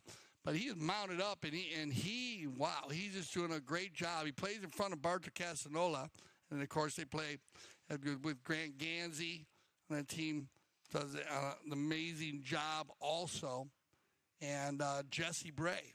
And they won the All-Star Challenge, so they're the team to beat right now. Well, speaking of teams to beat, we're very much looking forward to when, of course, the Founders Cup comes to a close on Sunday. Remember, that'll be coming on your screen, CTV Sports, Sunday afternoon, 4 p.m. But the young man that was with us here as a guest yesterday here in the CTV studios, Nito Uranga, he's going to be making his debut in the Palm Beach Open alongside Nacho Figueres. We'll see him back in the saddle alongside Sugar Erskine, and from England, Max Charlton. But now let's watch this. Very easy pickings here for Pablo McDonough for Richard Mille. Yeah, you can see it was right after the courtesy change here. Sapo Cassette, he broke loose on the little chestnut, and he was flying. Had a broken play, and you don't want to have a broken play with this guy on the field because Pablo McDonough, again, he'll take you to school. The Big Bay pony right here, beautiful, a lot of power. Look at Sapo right behind me. You see he was a little upset with himself. And I love the little chestnut. Sapo's riding too, both on very fast horses. Pablo had so much space, so he didn't have to rush. That's an easy goal for him. 9 goals to 7 then. Richard Mille once again with that 2-goal advantage currently in this chukker number 4. Richard Mille also leading by 2-1. Remember, we will, of course, be bringing you the stats of this game as we did in the halftime break, but also right at the very end. So make sure you stick around for that. Ball is now back in play. Seppo Cassette on the move. Has it taken off him? But I think that was on purpose by Santi Tocolino. Yeah, that works out. You know, sometimes you got to be careful there. I think yesterday, Jan, actually in the game I was umpiring, there was a play like that where it was coming across field and they allowed a player to come and steal it, but it was too close. Here you got people that are standing flat-footed, they're not moving, so he let his own player just steal it in front of him and take it down the field. So a clean play there. Good non-call. Back shot here coming across the field, Jan. You see that ball right there? It gets backed up. And remember the line coming like this. We'll see what they decide on it. As they come on their exact angles. Yeah, and they're going to go ahead and it'll go in favor of the Kaia team. It's always kind of tough sometimes when that ball gets hit a little distance and then stops. You know, who has the exact line? And but good call here by the Mount officials. Look right there on our tape where we went over for you there that the lesser angles for the white jersey. Well, that ball, even if it had gone in from there, would not have counted as a 2-pointer because it was not quite behind the halfway line. Well, they're fighting very hard. Cassette is in the thick of it. Alejandro Navijo Estrada saying that must be, and surely is. And Cassette, I think, acknowledges that it was the line of Alejandro Navijo Estrada. And he doesn't just hit it. He also hits it with intent. And that intent was to send it back to Pablo McDonough. Good pickup. McDonough on the... Well, we've seen that once before. Trying to pick up the ball on the bounce. Gonzalito Pierre is a little bit unlucky there not to control it. Once again, it's Santi Tocolino. Well, Gon's on the near side running by it, down low. Not an easy play. He actually got a piece of it, though. He's amazing. He got a great eye hand. Oh! Interesting little play here. Gonzalito saying, did he turn it in me or did he not? I don't know. We'll look at it and see what you guys think. See what happens here. That ball bounces off of Zueri's horse right there. It's rolling this way at the moment. And then he brings it back here. I guess you could say, yeah, Gonza's kind of blocking him, you know. Didn't spin it around as much as possible. Gonza thought he put it right there for him to pick on. But another good call by the Mount officials on little quick line changes. A lot of quick line changes in this game. A lot, yeah. Yeah, it's one of those hardest, like I said, one of those things they study. A lot of all the umpires, being professionals, study that quick line change. And the players also, because it's so big a part of the game, I mean, they can save themselves by using the quick line change. And in many ways, on the offensive side, and then also understanding it, you can keep yourself out of fouls. So, Dale, are we in for a 2-pointer? That ball, well, is about exactly where you want it to be. This penalty 5A, literally just adjacent to the halfway line. Cassette, they're just having a few words there with one of our two mounted officials. We're in a timeout. They might be looking at it again. We could be looking at the quick line change. As you know, sometimes we have a play. We have a timeout for number 1 in the blue. So just injury timeout and injury timeout. So that pushes us. Let's check this. Let's break down coming in here. You go 3-2 after the first with the 1-goal handicap for Kaia. 25-goal team. 2 goals by Seppo Cassette, 1 from the field, 1 from this penalty line. 2 goals by Alejandro. And they were goals from the field. And again, I talk about it. I'm wearing people out by how much I love when we see the number 4s, and we've been seeing so many number 4 players in this league this year come through and score goals, man. Everybody, and it adds so much in. 3 goals though scored by Kaia in the second. Chucker, Larry scoring 1, Santi and Seppo. That brought him to 6. 2 goals scored by Richard Mille, with 1 by Gonzalito, and Pablo McDonough gets his first penalty. Then they go into third chukker, and that's where things change, Jan. You get the 3 unanswered goals by the Richard Mille team, and those 3 unanswered goals, that put them 7-6. And okay, and so they so it's 7-6, and then they went into halftime. And then we come out, we get two quick goals scored by the Richard Mille team for Pablo and Alejandro, which brings them to 9. And then you have 1 goal scored by Sapo Cassette. Okay, so we do have a injury timeout for Gilberto Salvo. So we're going to make sure he's okay. Medics are checking him out. And we're going to go ahead and go to a commercial break as they check out all the players. So that's why you see the Kaia Polo team here headed down. They're going to go ahead and get off their horses just to make sure. And they'll take a little break here just to make sure everyone's okay to play. If not, they might need to get a replacement. So stay with us here. We'll be back here on CTV Sports. And remember, we are in the fourth chukker of the 2023 World Polo League Founders Cup.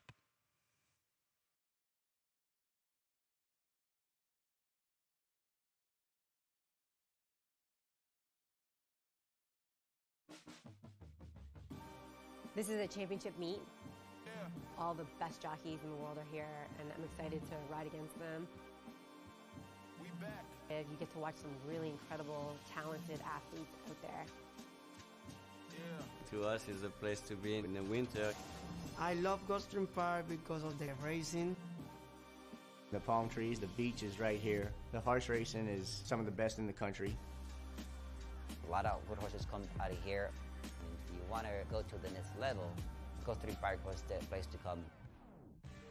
I remember the first time I came to Gulfstream, it was like this big fairy tale place. All the history.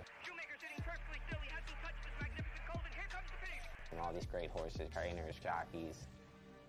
It was everything that I ever dreamed of.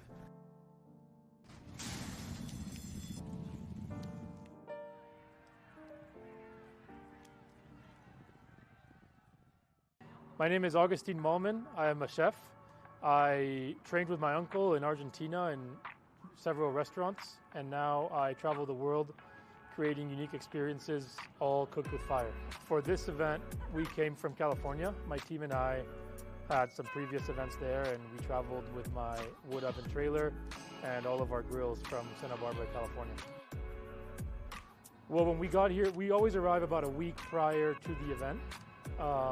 There's several things that we order from out of town, like the firewood.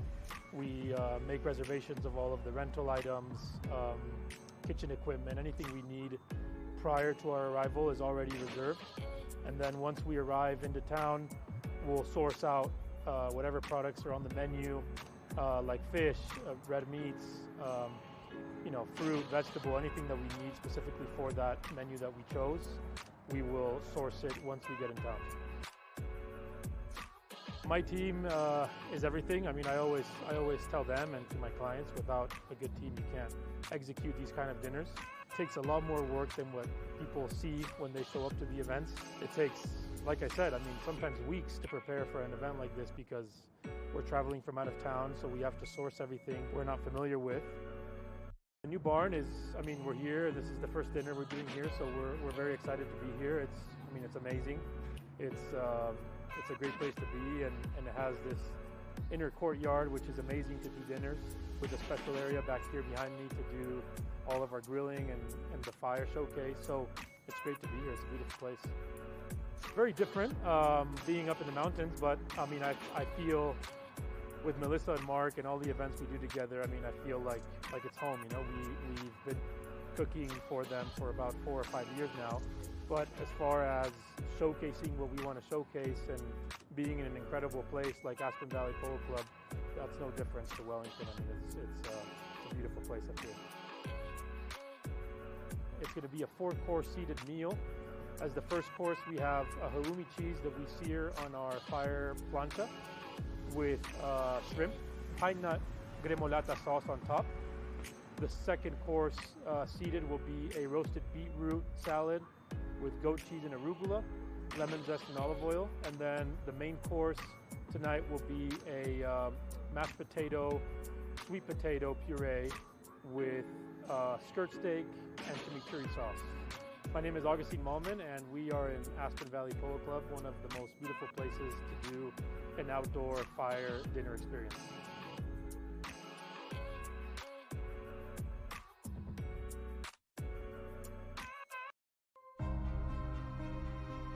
Foot golf, it's a kind of life, and also it's a combination about golf and football. So I got into sport through social media. Someone approached me on Twitter and said, have you tried it? I'd never heard of it at that point. So I went to my local course and tried it and just completely fell in love with the game. This is not as easy as it looks on your body. It's a lot of kicking. We don't normally kick this many hard kicks in soccer. For me, this and the US Open are the two top US tournaments. It's something we all look forward to every single year. Great fun, and I think everyone will enjoy it when they try it. You can't not have fun. When you set goals at the start of the season and you're able to achieve them at the end of the year, I think I can speak for everyone and say when we set goals and we make the sacrifices that we make, which a lot of people don't see, and then it all comes to fruition, it's a good feeling. I literally live, breathe foot golf.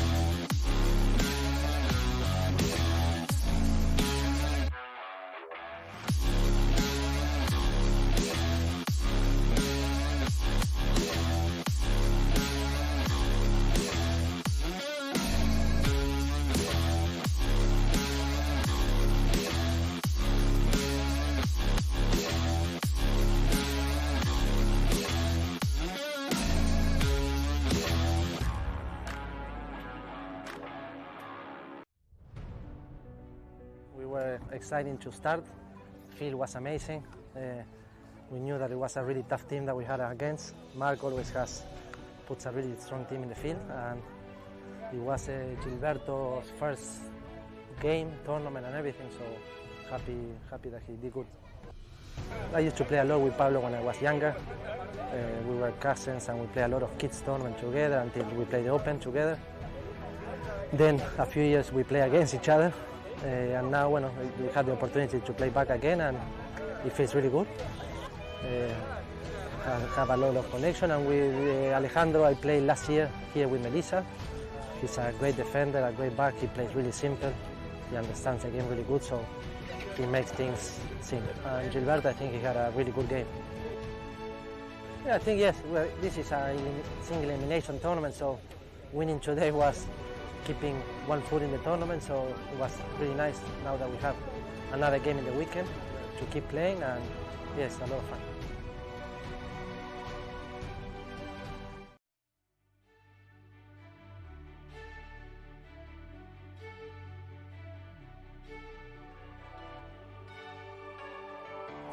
Hi everybody, it's ABSC Board President Chris Davenport at the base of Aspen Highlands, and we are about to kick off the 12th annual Audi Ajax Cup. This event is our biggest fundraiser of the year for the Aspen Valley Ski and Snowboard Club, and it supports our mission of allowing all the kids in the valley access to the mountains, to sports, summer and winter. We give away a ton of scholarship money throughout the year, and this event really supports that mission, as I said. So we're psyched to have all of our teams, our 16 teams here competing for the coveted Audi Ajax Cup. We've got a lot of action coming up, and I hope you guys enjoy the show.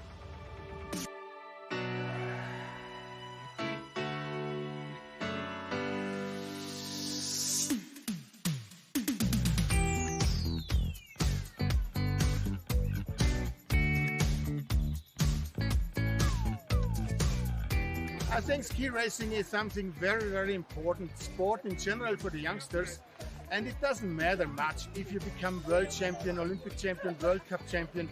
The most important thing for the youngsters is to have a goal, a target to fight for, and to feel that it is not easy to achieve a success. That is the most important lesson out of sport, out of competition. But if you at the end become a world champion, is not so important. Come on, Jimmy, let's do this. Hop up.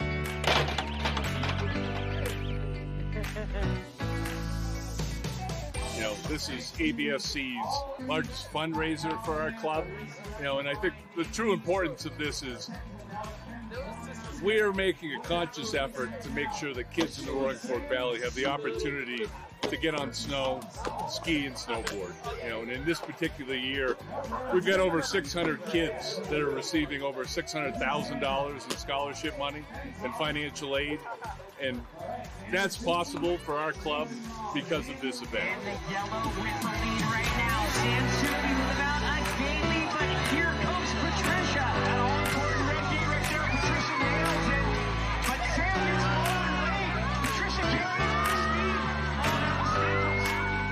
So the Cup got to showcase the new talent that's coming up, and some of the legends in skiing were here today. It was awesome to see them, and so it's like you see some of the young people skiing, and they're just awesome. And so I can't wait to see them wearing the U.S. ski team uniform and on the World Cup in the future. The 2021 winners of the Audi Ajax Cup. We love ABSC! We have ever seen a team go undefeated into the final. We're really looking forward to a fun day and get more kids on snow.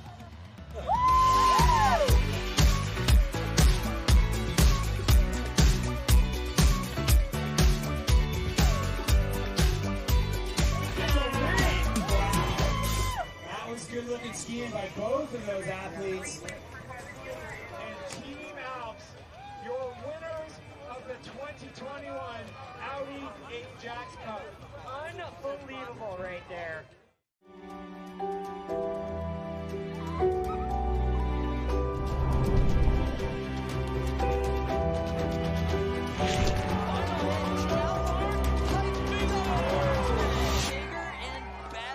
My favorite part about ABSC is seeing all my friends. I have so many friends here at ABSC and USASA, and don't know what I would do without them, just hanging out with my coach. Hanging out with my coach would be really fun too, but I just need friends too, you know? Everybody needs friends.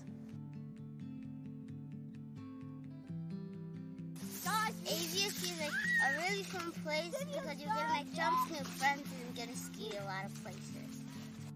When you see kids, they are smiling, they are happy, they are laughing, they are telling jokes, they are just glowing with excitement, and that just makes me feel confident that we are really doing something right, and that's really what it's all about. You know, this is ABSC's largest fundraiser for our club.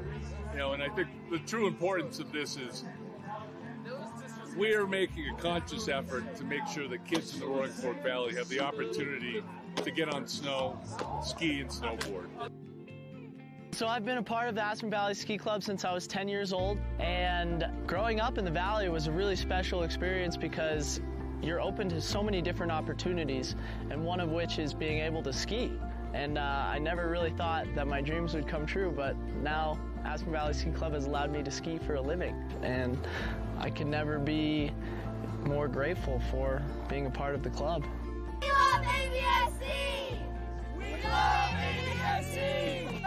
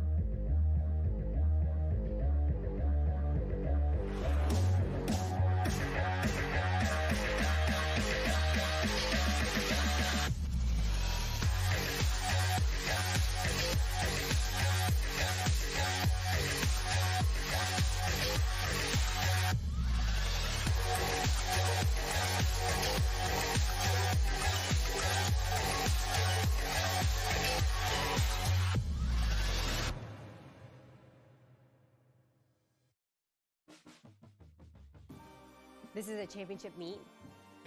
All the best jockeys in the world are here, and I'm excited to ride against them. And you get to watch some really incredible, talented athletes out there. To us, it's a place to be in the winter. I love Gulfstream Park because of the racing. The palm trees, the beach is right here. The horse racing is some of the best in the country. A lot of good horses come out of here. And if you want to go to the next level, Gulfstream Park was the place to come. I remember the first time I came to Gulfstream, it was like this big fairy tale place. All the history. And all these great horses, trainers, jockeys. It was everything that I ever dreamed of.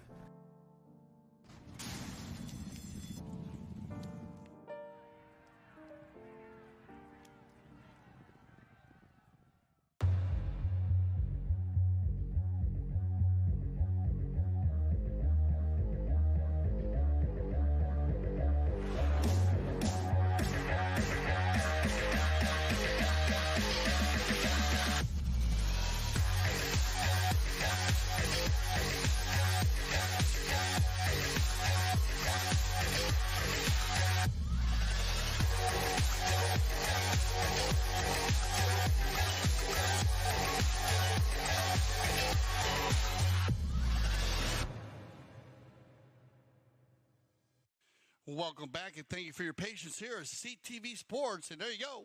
There's our replacement. So give some feedback here. Gilberto, he checked him out. He cannot play. He is okay, but he just could not finish. And we are going to see, well, one of the new young polo stars here, Mille McDonough. So he's going to have an opportunity to play in the World Polo League. And we'll get an age on him.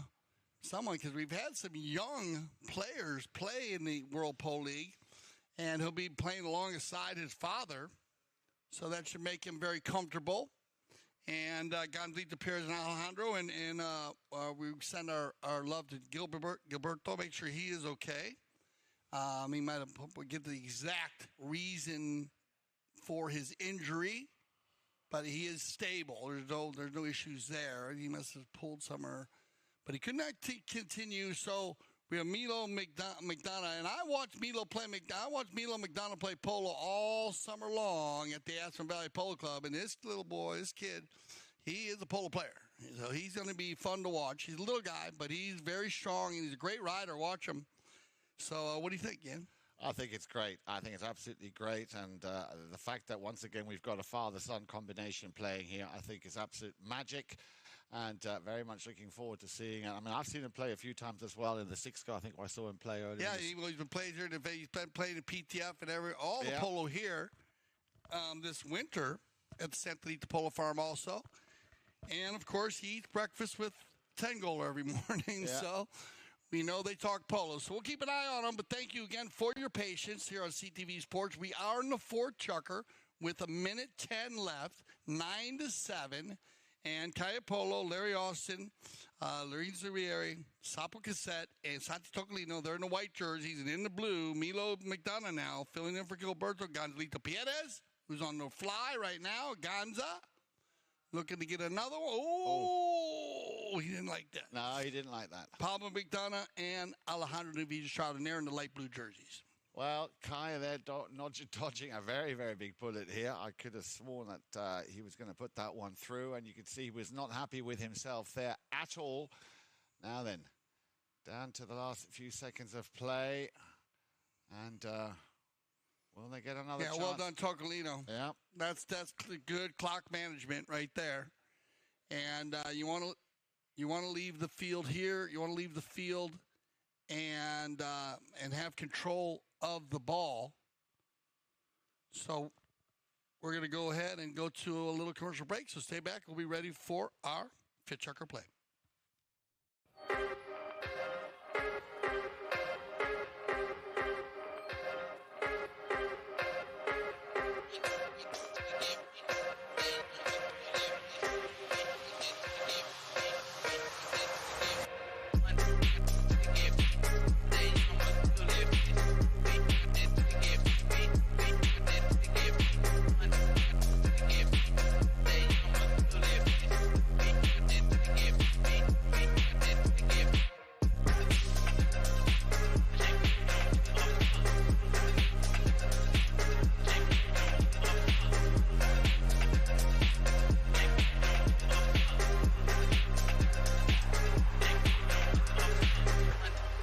The World Polo League, a new breed of polo.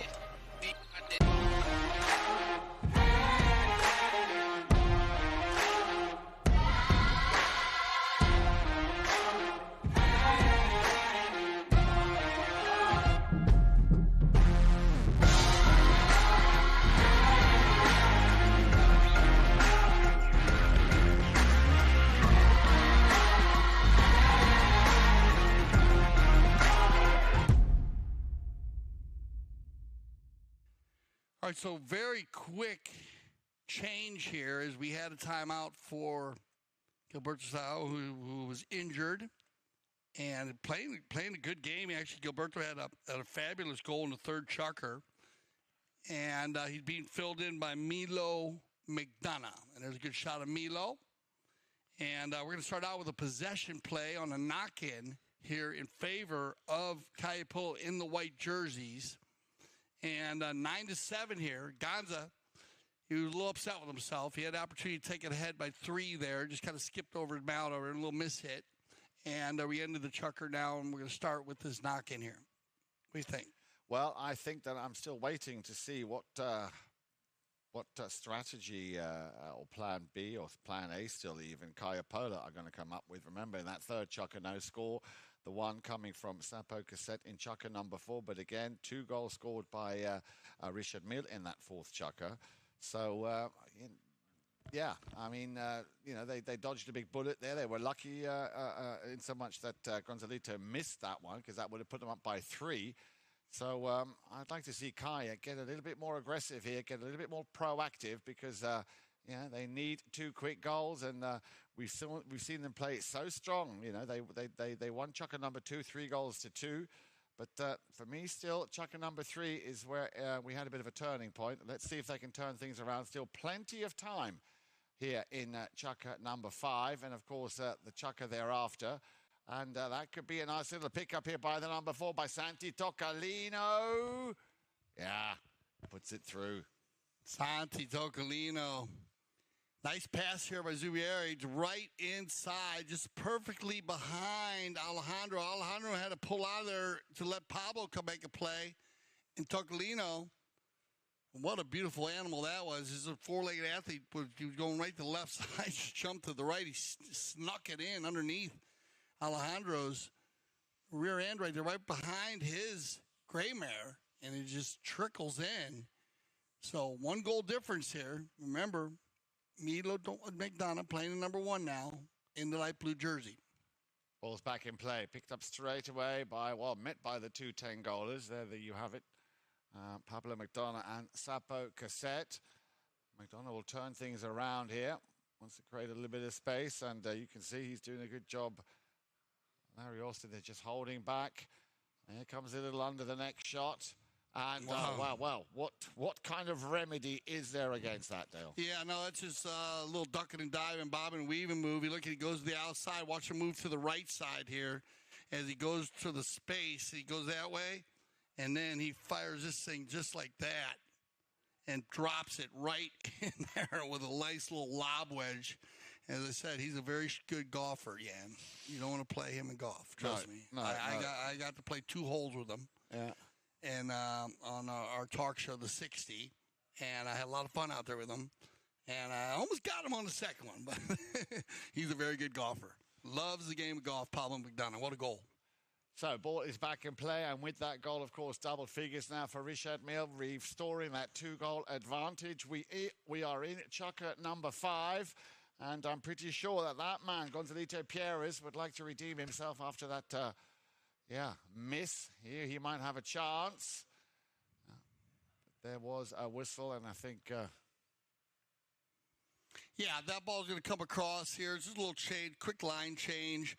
Big hit down the field this way. And then he gets turned inside. See, he's going this way now. And he's going to ride it out.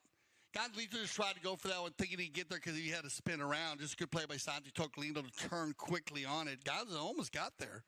If he gets out there before Toccalino spins around, then he's clean.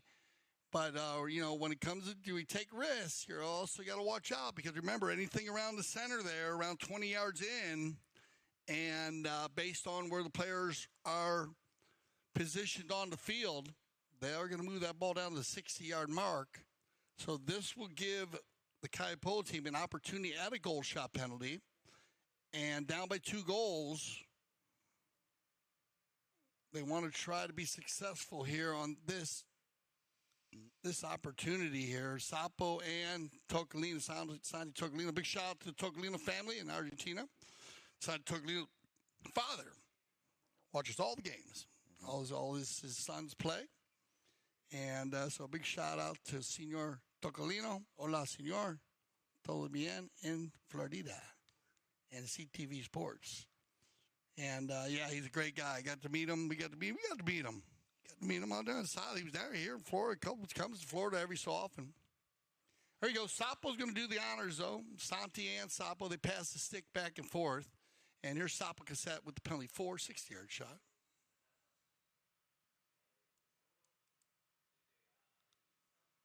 Wow.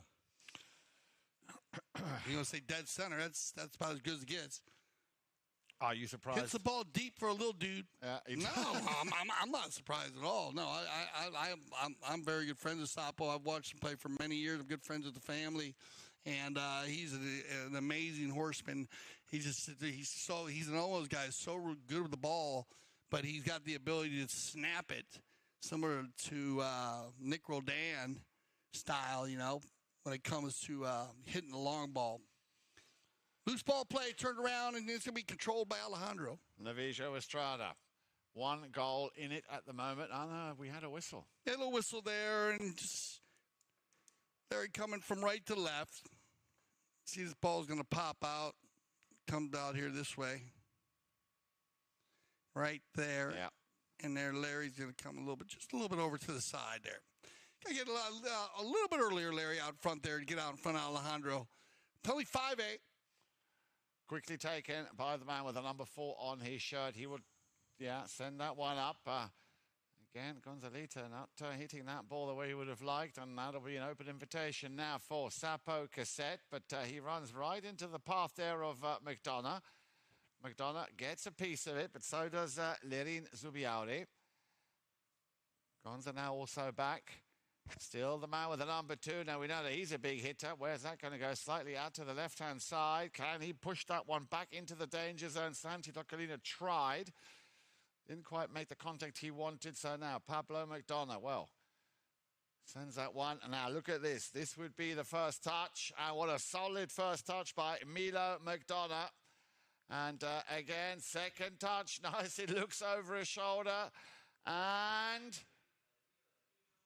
well, I would say, Dale, it runs in the family. Yeah, welcome to the World Polo League, Milo McDonough.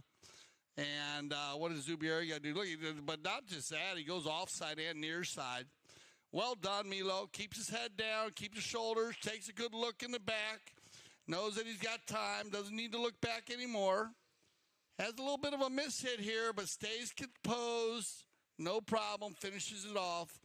This kid got a smile on his face 24/7. Yeah. You're going to see him play afterwards, too. We are going to have our wheelie polo. And he's very good on the wheel. So, but a great goal there. And big for his confidence right now for filling in. Young player coming into this style and this level of a game at 26 goals against 25 goals, Jan. And to get your first breakaway and put it away, super goal. Absolutely. And I'm sure Pablo will be very, very proud of his offspring there. 9 goals to 11, or 11 goals to 9. But as you can see on your clock there, 2:43. So this is far from over, and I'm pretty sure we're going to be in for a surprise. Kaia Polo, remember, they come into this game with a 2-0. They'd like to also leave the field with a 3-0, but so will Richard Mille. Now, of course, the good news is that both of these teams will go through into the semi-finals. The question is just who will be playing who. The winner, of course, of this will be playing Casablanca in bracket 2. And the runner-up in this game will be playing the winner of bracket 2, which, of course, is Audi. So I'm sure that Audi and Casablanca will be watching this either at work or wherever they may be able to tune in to CTV Sports to see who they're up against. Remember, those semi-finals coming up before Sunday's big final. We are in Chukka number 5, 2 goals in it. Pablo McDonough on the far side opens things up nicely. Yeah, I hope Gilberto's injury is not too bad for him because, as you said, both teams are still going through. I'd love to see him have the opportunity to play in the semis. So, we'll send as many positive vibes as we can there. Loose ball play again here, and it's going round and round. And right now with this control and a whistle. And it's another quick line change. Gonzalito's going to jump right on it. Ball's going down the field this way right there. And Alejandro going to back it up this way. And then Sapo's going to come that way. So that's pretty easy, just a little change right there. And I'll drop this ball down for the 5A. And hit away from here. So a little over 2 minutes left on the clock. Well, once again, Richard Mille in possession, and they need to tighten it up a little bit, Kaia Polo. They need possession. Very, very important first step in getting another score. Alejandro Navijo Estrada, plays it out to the left of him. Once again, wants to feed the ball to Pablo McDonough. In comes Cassette. Now around the outside with the number 2, Gonzalito Pierres. Cassette will take it along the boards. McDonough right behind him. Yeah, well, he's trying to take him out of the equation there with Santi Toccolino. Seemed to have worked. But now, can he get past Alejandro Navijo Estrada? I mean, they've tightened up controlling the number 3 in white a lot. Well, he managed to get a shot off up deep. But it's going to land in front of the feet of... Oh, steal here. Now, this could be interesting. As once again, Gonzalito Pierre is not really doing what he thinks he would have liked to have done, which is send that ball a lot further down the field. Lorenzo Biari, well, you don't need to give him or ask him twice. Let's watch this again. There comes the long drop.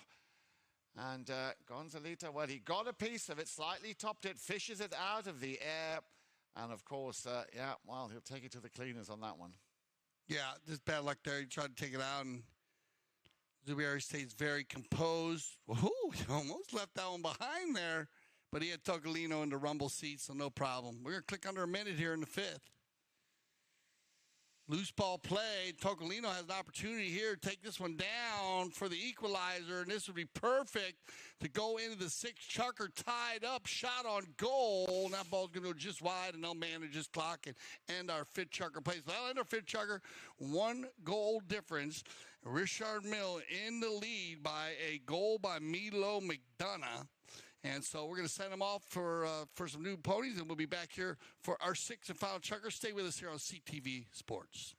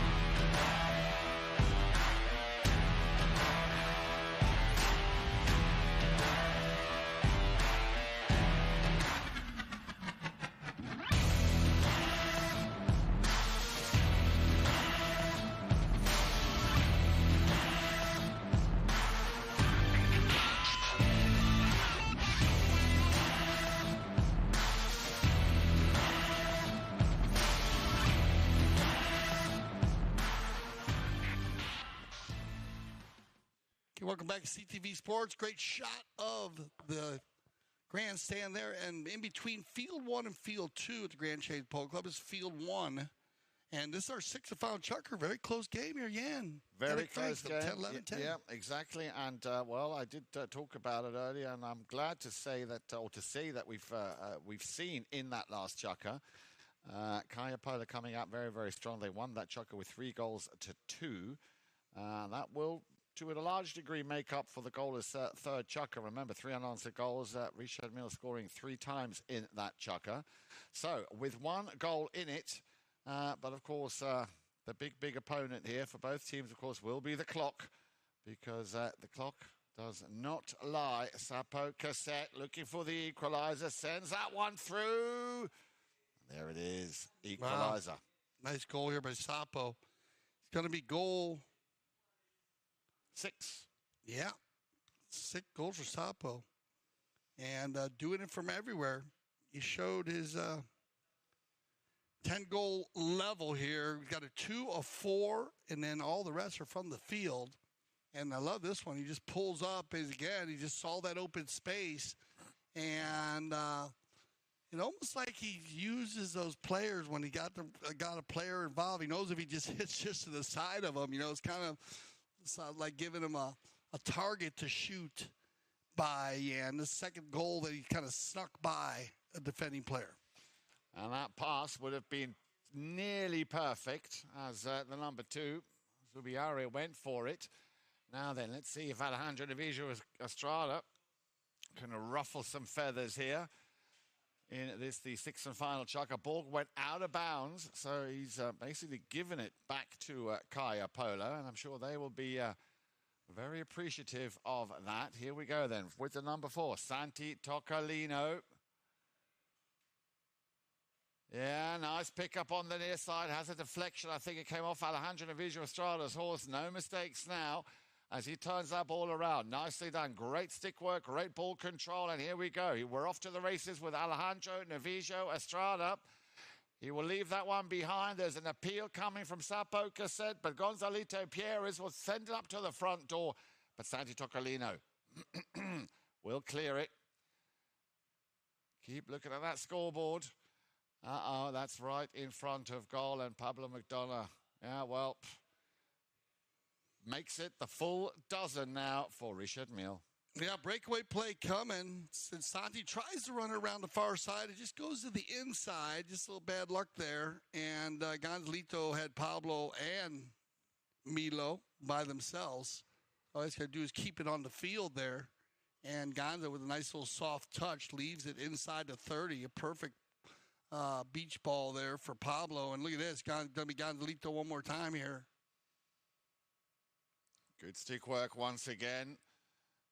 Yeah, in comes Mille from behind. Sappa will clear it. Now then, over on the far side. What can Zubiare do here? Needs to take the pace out a little bit to allow his attackers to turn around and go up the field. You can see him there going up was, all 3 players now. So let's see what Sapo Cassette will do here. He's got to get past McDonough. Well, he's left him behind.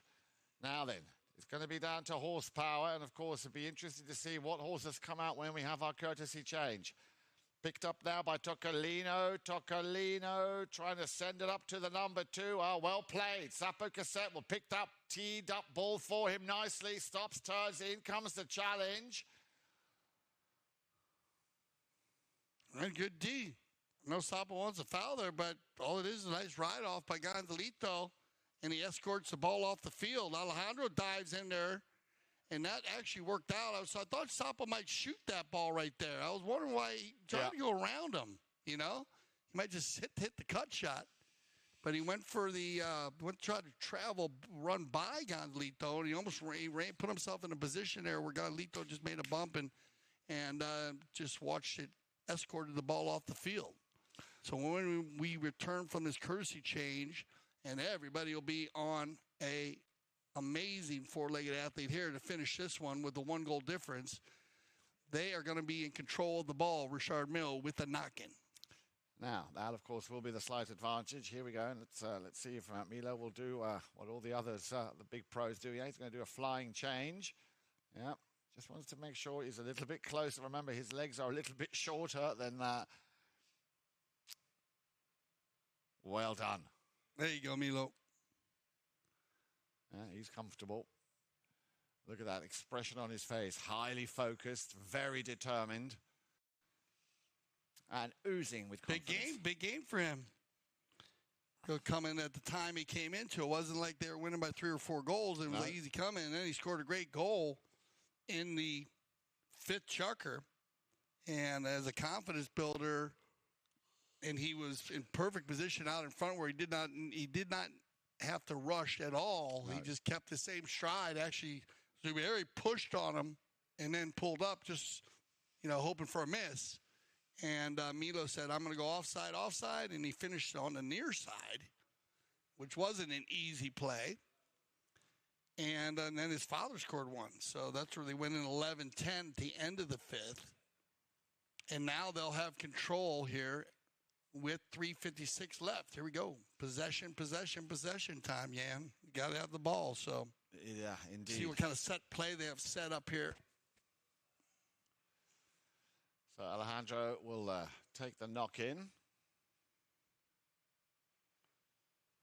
And just keep an eye on that clock, of course. Very, very important. That ball will, he's just let the ball come to him as he turned, but they got a piece of it. Oh, Alejandro. Yeah, luckily he did get that piece because Santi Toccolino would have, I'm pretty sure, made mincemeat out of that. But now we have Sapo Cassette already eyeing up that goal. You can see it. Cassette, once again, a couple of little touches. Oh, he's overcooked that one ever so slightly. But luckily for him, he's got Santi Toccolino.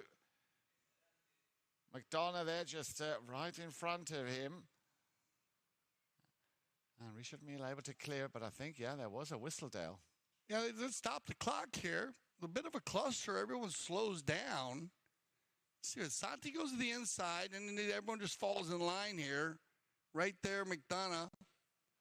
And kind of blocking them again. It's a similar play we saw earlier. Consistency would say here, but not everyone has challenges, so we'll see what they decide to do on this one. Well, this would be... Does he hit it into them? I think they're different. Yeah, where are they at? If they block it, they'll work it all out. They'll have to take it, but I'm sure you're probably going to get a challenge or a trigger out of this one. Which would make sense at this stage of the game. A little over 3 minutes left to play. So you do have a challenge on the play, and the umpire call will stand. And good work here by the 3-man team. I think that's consistency-wise. We had a similar play earlier today, I think, and they were actually in the same game. Remember when the ball got hit first? Yep. They were put forward. The horse kicked the ball. Had to give a play. And so this would be the same situation here. Pavel was blocking, and the ball was hit forward, and then he pulled away and took the ball with him. So, Dale, any predictions? Must ask you, any predictions? Who do you think will be playing? Remember, the winner of this game will play Casablanca, and the runner-up will play Audi. So who do you think will be playing Casablanca? This is going to be a tied game right here with 3:50, a lot of time left. And look at the goals that we have seen.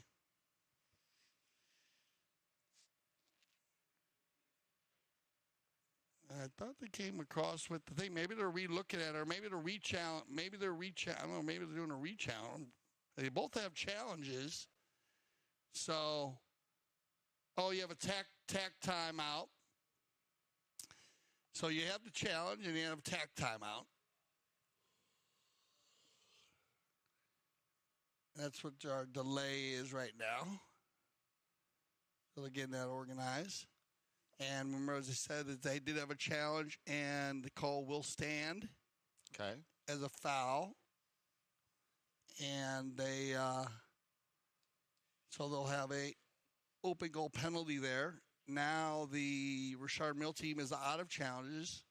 Mm-hmm. So a bit of an advantage here to the Kaia Polo team. You got 3.5 minutes left, or 3:15 left. So they still have the ability to use a challenge. So it's going to give them a little edge if they need it at the end.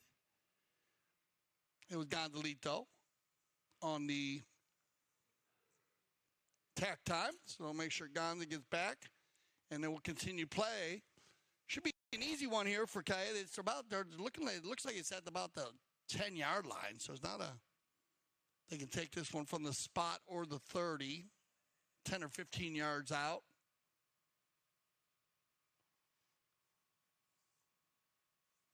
Got the lead on a beautiful gray pony there. Good shot of this one. Look at this one, beautiful. Just check. Oh, Alejandro was injured. Okay, so we have an injury timeout here also.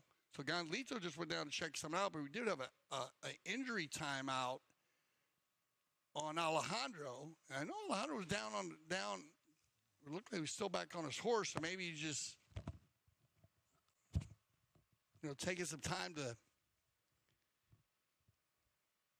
make sure. He's like, oh, there he is. Now he's down. There you go. Because I saw he was down there, and I guess he was telling him he said he's going to go. So, and there's Silver. That's his nephew.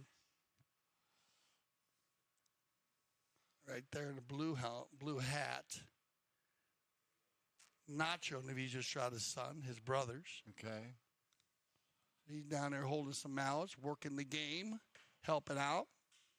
So we'll get up. So a couple injuries here. The Richard Mille team having a couple injuries today.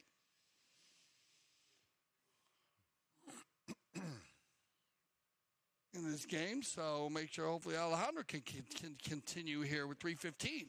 Yeah, let's hope so. Let's very much hope so because now they're looking for a substitute. They're looking for a substitute for him. So we're going to go to a little commercial break here because we're looking for a substitute for.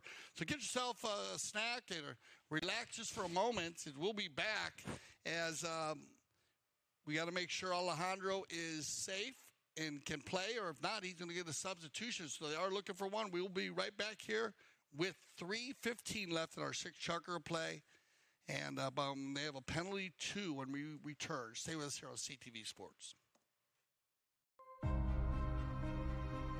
Foot golf is a kind of life, and also it's a combination about golf and football. So I got into sport through social media. Someone approached me on Twitter and said, have you tried it? I'd never heard of it at that point. So I went to my local course and tried it and just completely fell in love with the game. This is not as easy as it looks on your body.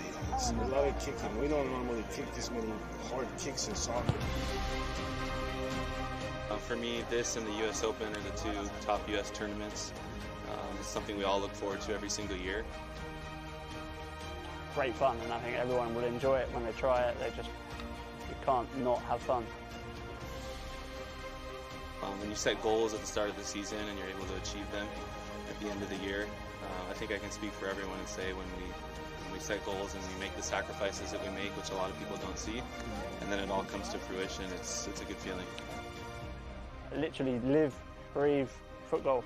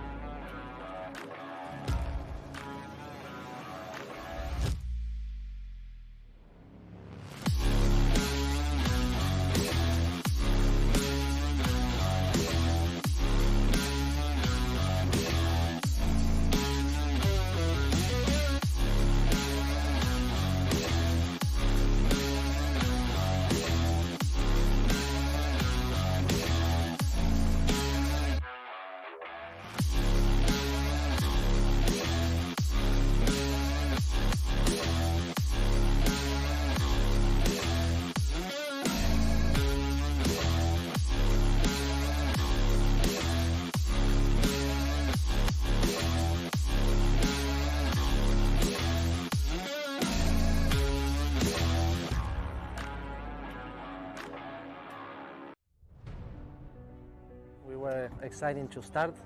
The field was amazing.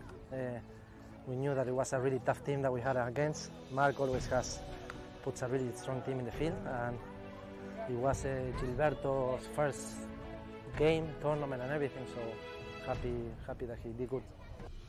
I used to play a lot with Polo when I was younger. We were cousins and we played a lot of kids tournament together until we played the Open together. Then a few years we play against each other, and now we had the opportunity to play back again, and it feels really good. Have a lot of connection, and with Alejandro I played last year here with Melissa. He's a great defender, a great back. He plays really simple. He understands the game really good, so he makes things simple. And Gilberto, I think he had a really good game. Yeah, I think yes. Well, this is a single elimination tournament, so winning today was keeping one foot in the tournament. So it was really nice now that we have another game in the weekend to keep playing, and yes, a lot of fun. So a little bit quicker change here. So once again, thank you for your patience here on CTV Sports, as it does happen in the game of polo. But it looks like we're going to have Mariano Uranga going to come in here, Nito. And, well, Yan, might as well talk about him because he sat in my chair the other day. So you know a lot about what he's doing, and he's ready to go. Yeah, he very much is a very, very nice young man. Nito, that's what they call him, Mariano Uranga, playing off 7 goals. And he was very much telling us, well, he was in the studio and, of course, helping me with the breakdown of some of the fouls. Very, very nice guy. He's going to be playing in the next tournament, of course, which will be the Palm Beach Open. He'll be playing for Aspen Valley alongside Nacho Figueroa, Sugar Erskine, and Max Charlton, man who just landed here at Wellington a few days ago. And what a great way for him to make his debut. Well, this will now be his debut appearance here in this game, in this team for Richard Mille. And there might only be 3:15 left on the clock, but super nice guy, and very much looking forward to obviously seeing him play. Yeah, no, it's going to be good for Mariano here. He's ready to go. He's worked in the polo school this couple of times this season also. Look at Larry's going to take the open goal. And I like it. Larry steps up. Little short one there, but a big pressure shot anyways. And Larry Austin getting it done right there. So look at this, tied up. And we're going to go in 3 minutes. So just going to be just below 3 minutes when we get to the bowl in here. And, well, Richard Mille with now 2 replacements. There's Milo and Mariano Uranga. We'll get you an update on Alejandro. And hopefully he's okay. And let's go. Now, coin flip here. I mean, I guess you might give a little edge to the Kaia Polo team, and just because they're the same team that's been playing, but you never know. You know, sometimes guys come out off the stands, and my brother Daryl, he came out of the stands at 2 goals and played in the Gold Cup with Gonzalito's dad, and pretty much scored the deciding goal. So at 2 goals, you never know. Well, Sapa Cassette here is on target to make it, well, lucky for some, unlucky for others, 13. But so far that has evaded us. The ball is still in possession here for Kaia Polo. Around the outside they go. But Richard Mille will break. Big breakaway here. Gonzalito, he likes the gray mare. She can run. Watch her go. Gonzalito out in front, and she is a flyer. Ooh, off the cane. But Mariano takes the mallet away. Backed up cleanly. Now we're going to go the opposite way and watch the chestnut pony go. Sapo Cassette. Yeah. A little over a minute and a half. Slams on the brakes. In comes Gonza. Still Cassette. Now then. Will he find a little gap? There is your man in the red helmet and the dark jeans, of course. That is Nito Uranga. Still Cassette. Well, he's appealing, but looks like the umpires... Or have they responded to that appeal?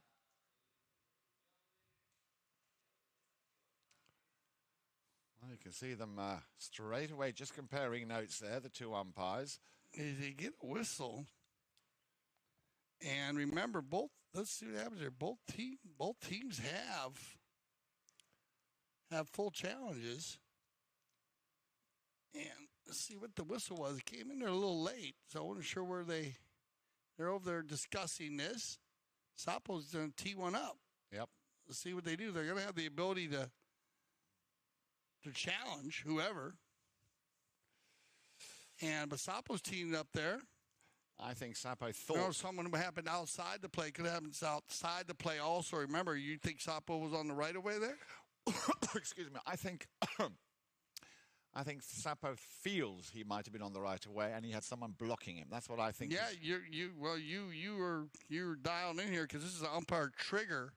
So both teams still retain challenges, and remember, any kind of contact outside of the play can be triggered, be looked at, and but this was an umpire trigger. I guess one umpire had some contact on the outside, the other didn't.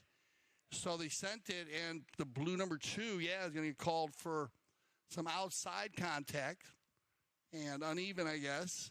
And so that'll leave it here as an open goal, penalty 2, 30 yards out with 1:05 left. Cassette with an opportunity to take the lead. Sapo.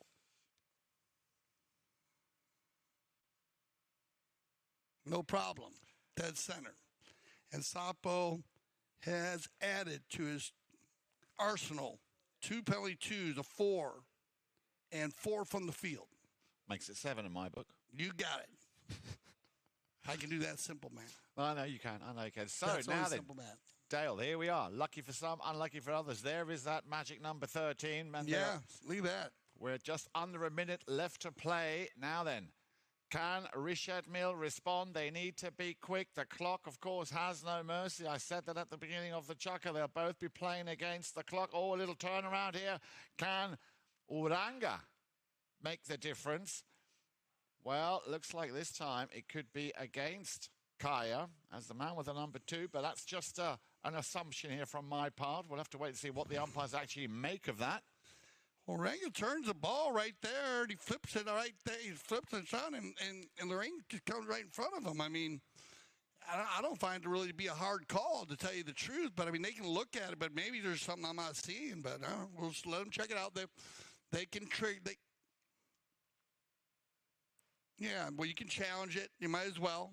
You know, Sapo might as well use it, but the call stands. It's a call. That was a pretty simple one, based on a right-of-way violation. And well done by Mariano Uranga coming into the game, just making a simple play. And,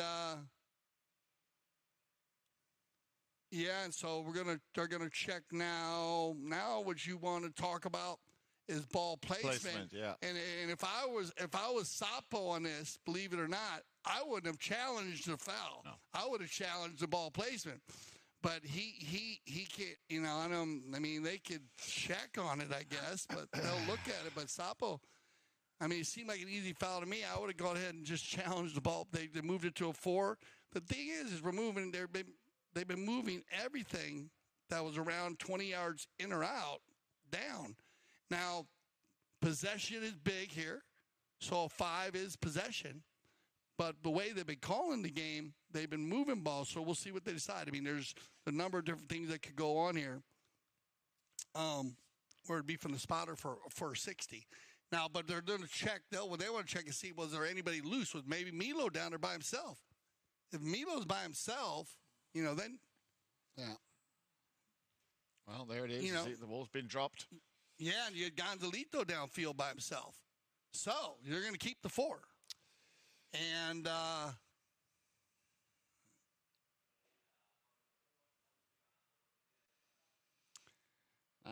so I mean, they took a look. They took a look at everything, and the 3-man team working very well here. Steve Lane and Pepe and Gaston, very important play here. Whether it be a 5 or a 4. Here we go. Pablo for the tie.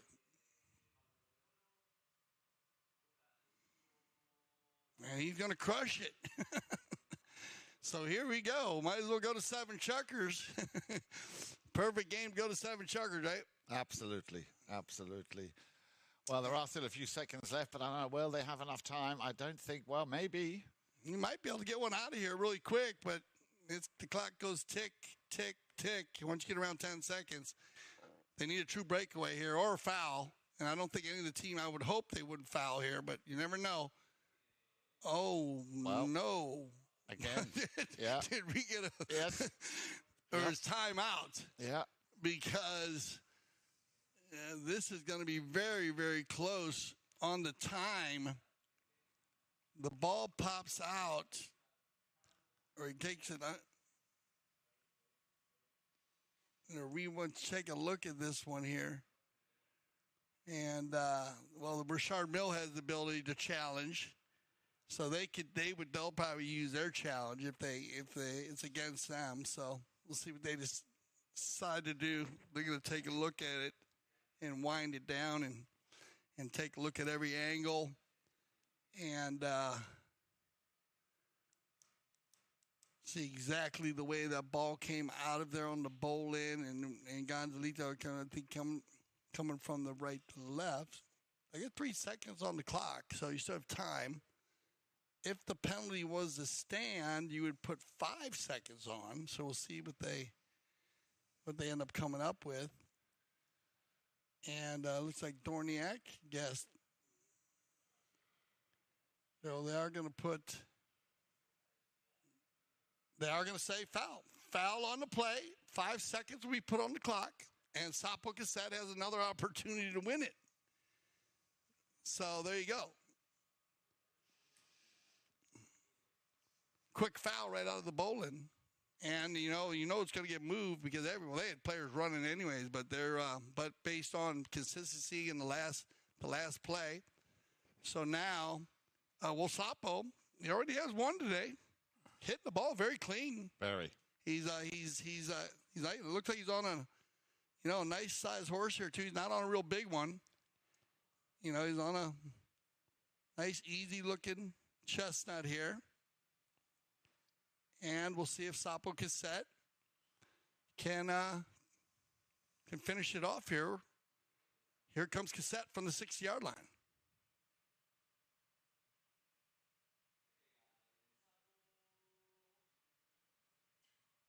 Oh, deflected. And blocked. And a whistle. So that will end our 6th chucker. There you go. Well, magic number 13, right? It's amazing how many times it comes up in the game of polo. It comes up a lot, though. But, wow, what a series of plays we had here in our 5th and 6th chucker. Hope all the players that have left the field are doing well. Gilberto and Alejandro, we'll make sure we get some info on them. But we're going to go to another break, so stay with us because when we return, it'll be sudden death overtime, 7 chucker, and first goal will win. If no one scores, they'll go to an 8th chucker. But we're going to give them 5 minutes here, so we'll be right back. Stay with us. CTV Sports, World Polo League Founders Cup, overtime.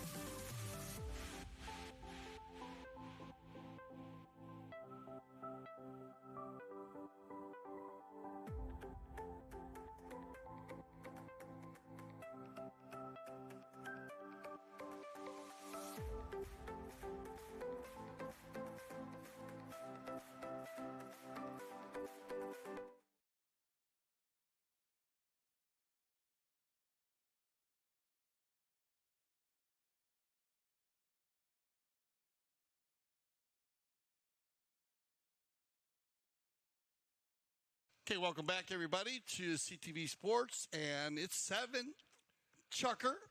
Oh, sudden death overtime. It's going to be a bowl-in right down here. A bit of an advantage for the Kaia Polo team as they are down inside the 60-yard line, and so if they can get possession here, big bowl-in.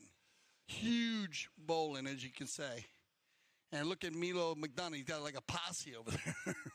A posse of the little dude, all the little young ladies and gentlemen, friends of his.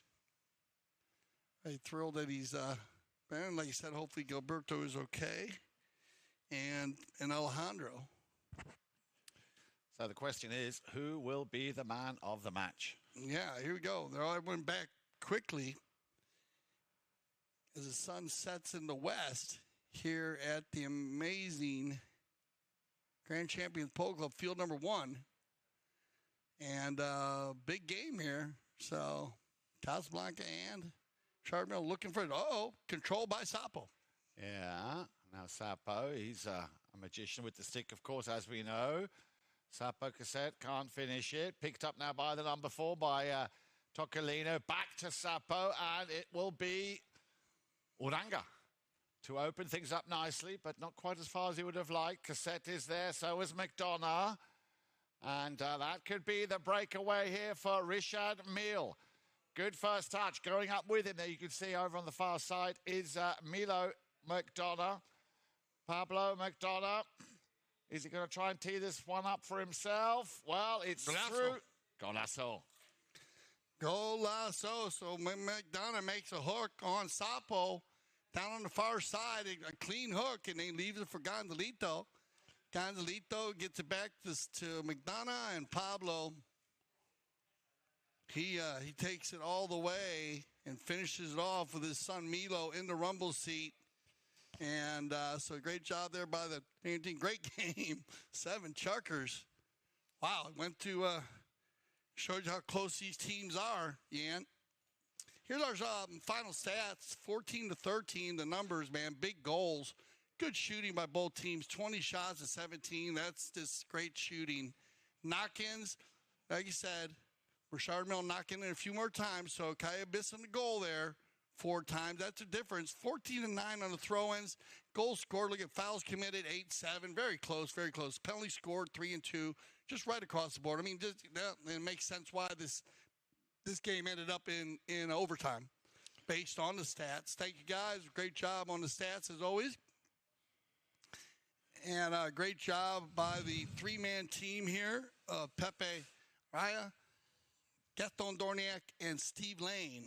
A lot of stuff to look at today. Yes. Triggers, challenges, all the different aspects of the technology. As you know, here at CTV Sports, we embrace the technology. It is not going away, and it did a great job helping the team call a great game today. So it looks like, we're going to get ready for some wheelie polo. And I think, as long as the game didn't take too long, so we'll go ahead and go to a little break here and stay with us. We'll be back for a commercial break for some wheelie polo.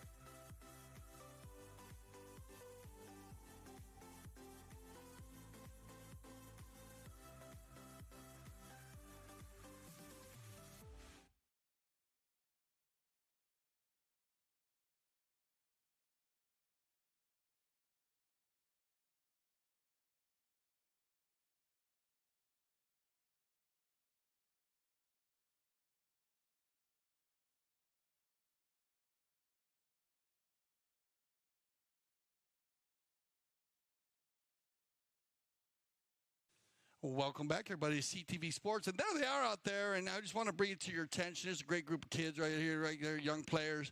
And, well, you know we had a game. We went to 7 chukkers. And not just that, we had a lot of injuries in this game. So this game did carry on for a while.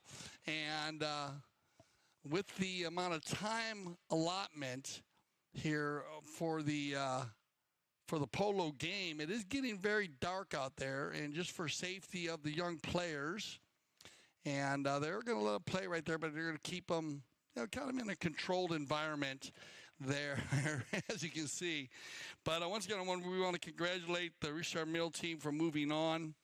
And you see the group there. They're taking some pictures of them. They're going to, like I said, they're going to have a smaller game. We're going to go ahead and broadcast these young players at another time. And so make sure you join us on CTV Sports, because we love to have the Wheelie Polo. And we'll also be talking about the rules and everything about Wheelie Polo. But I want to thank everybody for tuning in today. And good luck to everybody out there. Be safe to the young players. And for Jan Erik Frank, I'm Dale Schwetz. And I speak for everyone in CTV Sports when I say thank you for making us the leaders in polo broadcasting. And always remember, here at CTV Sports, we love the polo.